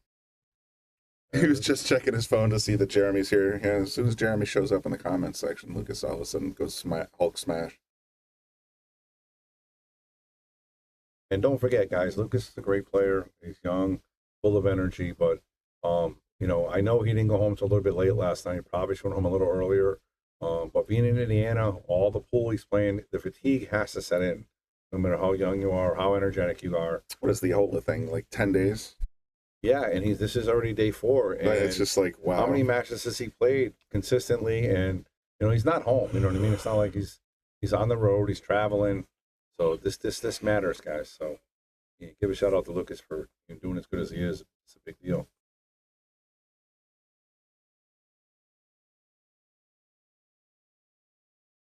Got a reverse bank here on this 12. Oh, so John's playing really conservative here. He doesn't want to go home. Yeah, I don't blame him. 22, Benny. But he turned 22 in October. But he's been on the road, and they drove, guys. He drove 15 hours. Okay. Oh, when we used to drive it to Indiana, it was like 17. Yeah, so he drove 15 hours. Wow. Yeah, team no sleep, but we get tired. You still get tired. We still get tired, but we don't sleep. That's the truth. We are team no sleep. The ball didn't come out there, so 2's in the side. Lucas looking. He's not happy with the position either. He wanted to roll that out a lot more. So I got to give Lucas a hill point here. He wanted to roll that ball a lot more. Oh, no, he's spotting it. I got it. Yeah, he's spotting it. So. Yeah, no, we are team no sleep. I'm excited. My Spanish guys are coming back in February and March to go to the McDermott Open, McDermott Classic in Bo Power's room. And then I think they're going to be going to the Expo in April as well. So it's going to be a lot of fun. Sweet. You know, Team No Sleep will be back. I'm sure we'll be doing a lot of streaming of those fellas as well. Yeah, we will, for sure. Lucas can grind. He was down 2-0. Oh, last round he was down 2-1, down 8-0 to finish the set. Yeah, he definitely has it, but he needs to bear down. He needs to get these last 2 balls in. And John's trying to help the ball go in here with a little bit of sweeping action. Nana, my girl, what's up, Nana? I hope you're going to the expo.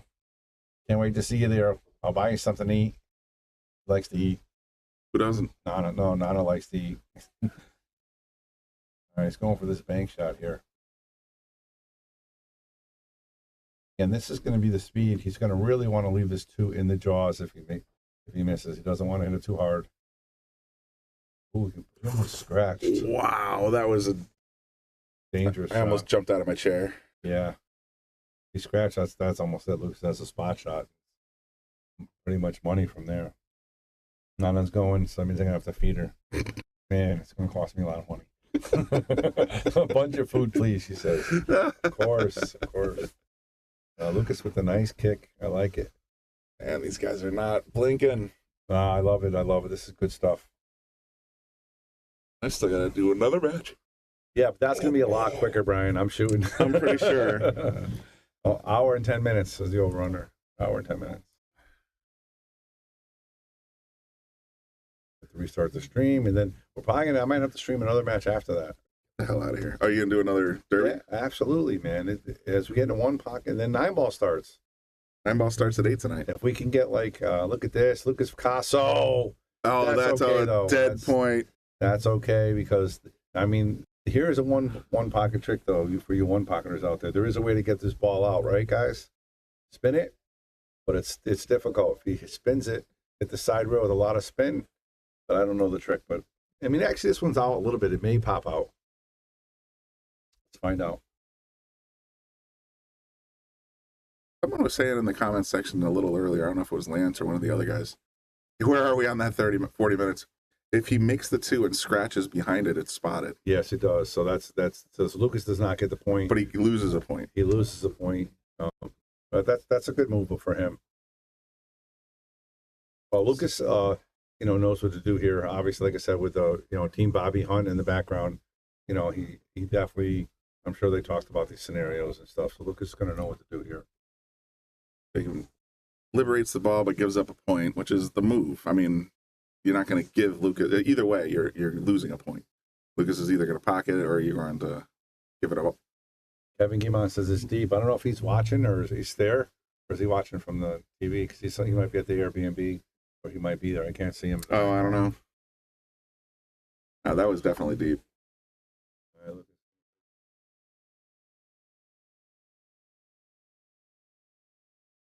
Push the balls over towards his pocket. Absolutely. He still only needs 2 to win, so.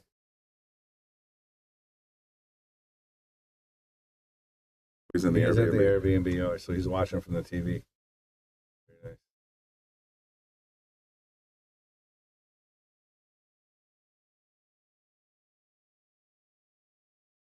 All right, Lucas going for this bank, I believe.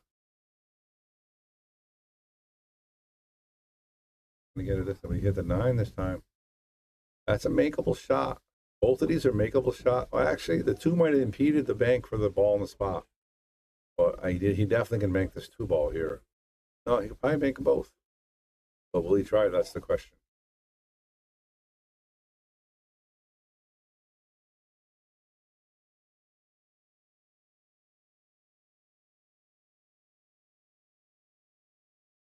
This 2 is definitely bankable. And he's going to put the inside on it, so the cue's going to stay on this side of the table. So even if he misses, Lucas is not going to have anything but a bank, but now he decides to go to the 5.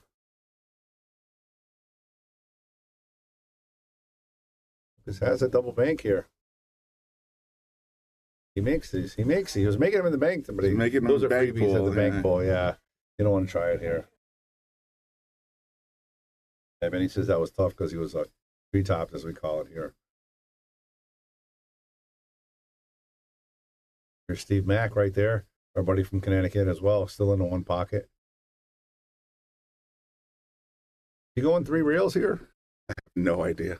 Or is he going safe? I bet you he's just playing a defense. Or he's going 1 rail. Try to put it up towards his pocket with a 2. Not too shabby. Steve Mack. I wish I had a little microphone to hear the conversation after this match for Bobby and Lucas. Just the strategy and oh yeah. Win or That'd be lose, interesting. it's going to be really good and informative stuff. You know what I mean? I'm sure Bob has thoughts. Yep.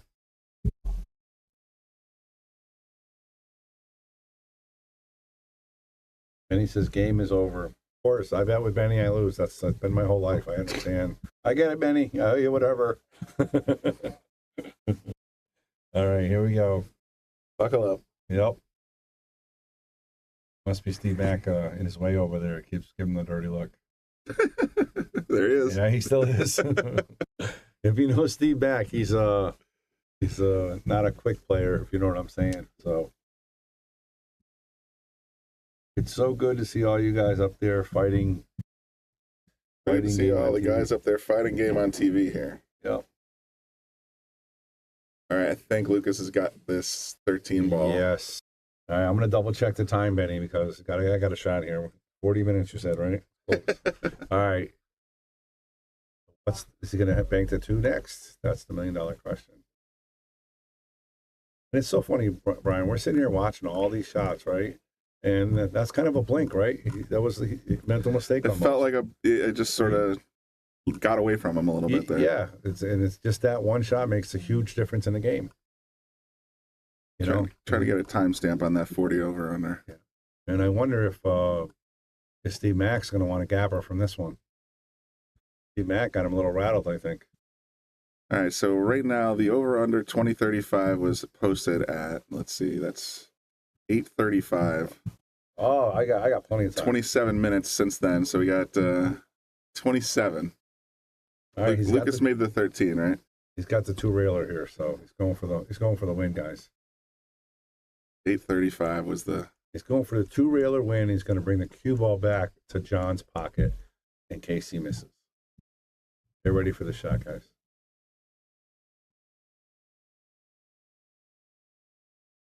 Look at that leave. Man, Lucas. Picasso. Ball speed from hell. Nice shot. Great effort there. Lucas needed 1. John needing the rack.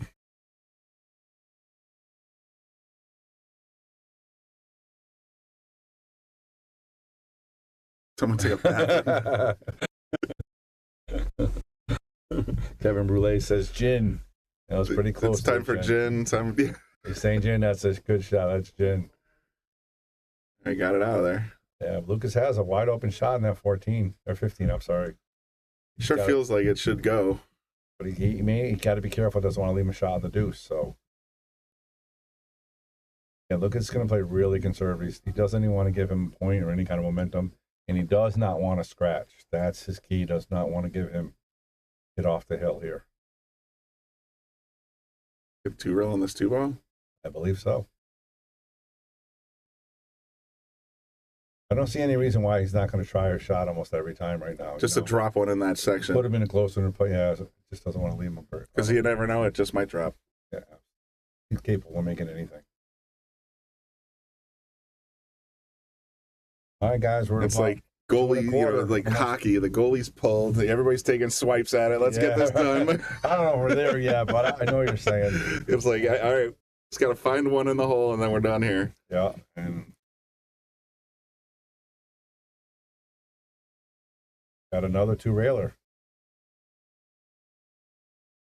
Not easy again, but what 2 railers are.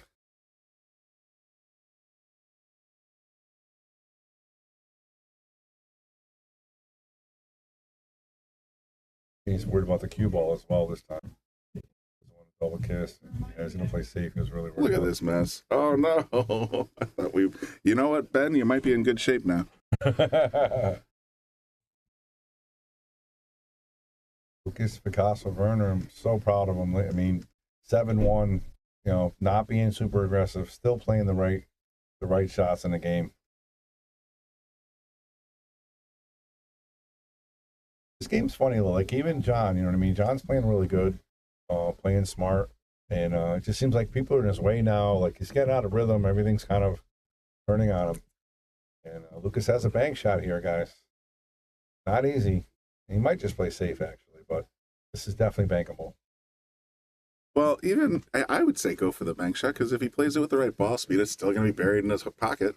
He's got to watch the cue ball too. The cue ball's Nah, gonna- Q's gone by the time the one No, comes I back. think he's going to sort of come towards the corner or side. Yeah, he's playing safe because the cue is going to come back this way towards the corner of the side. He can't risk giving up that point, you know. Yeah. The scratch, I mean, you know, he wants to stay on the hill. He wants John to make a mistake. Jose's reverse cut. That would have been a dangerous shot. He would have lost the cue ball for sure. Don't know where it would have went. I'm staring at the, I guess, wedge is the term. Just sitting in the pocket like that. He might put this one in there as well. Nope. So, oh, that's it. That's it. And It's yeah. over, I think, man. 15 Yeah. popped right out on him. Yeah, the only thing, though, Lucas has to be careful. There's 2 balls hanging there. If he misses, it's going to be guaranteed 2 points for. I got an idea. Don't miss. That's a great strategy, Brian. And guys, thanks for tuning in, guys. This is Bobby Hilton with Brian Brett in the booth, giving you guys some awesome one pocket here. Round 6 or 7, is it? You know, I want to say the website said 6. Rounds or 6 in the one pocket. Trying to make this 15 ball in the corner to end it. He was down 3-0. Get in there. There it is, center hole.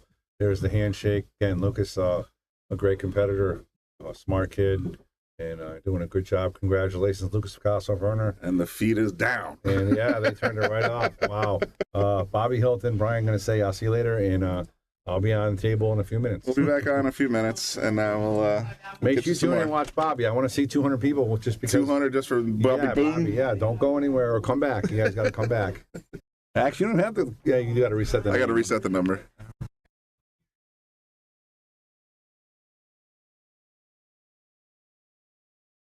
We want to give a shout out to all of our sponsors here on the Shark Stream. You have Connecticut APA, Sigma Wear, Agency One Group, Jacoby Custom Cues, Women in Pool, Mabel's Tables at Michael's Deli, NM Billiard Sales and Service, 11 Hall Avenue, Wallingford, Connecticut, KM Maintenance, JT's Pool Cue Repair, Salotto app, Mark Anthony Home Improvements, Tommy's Tattoo Supply.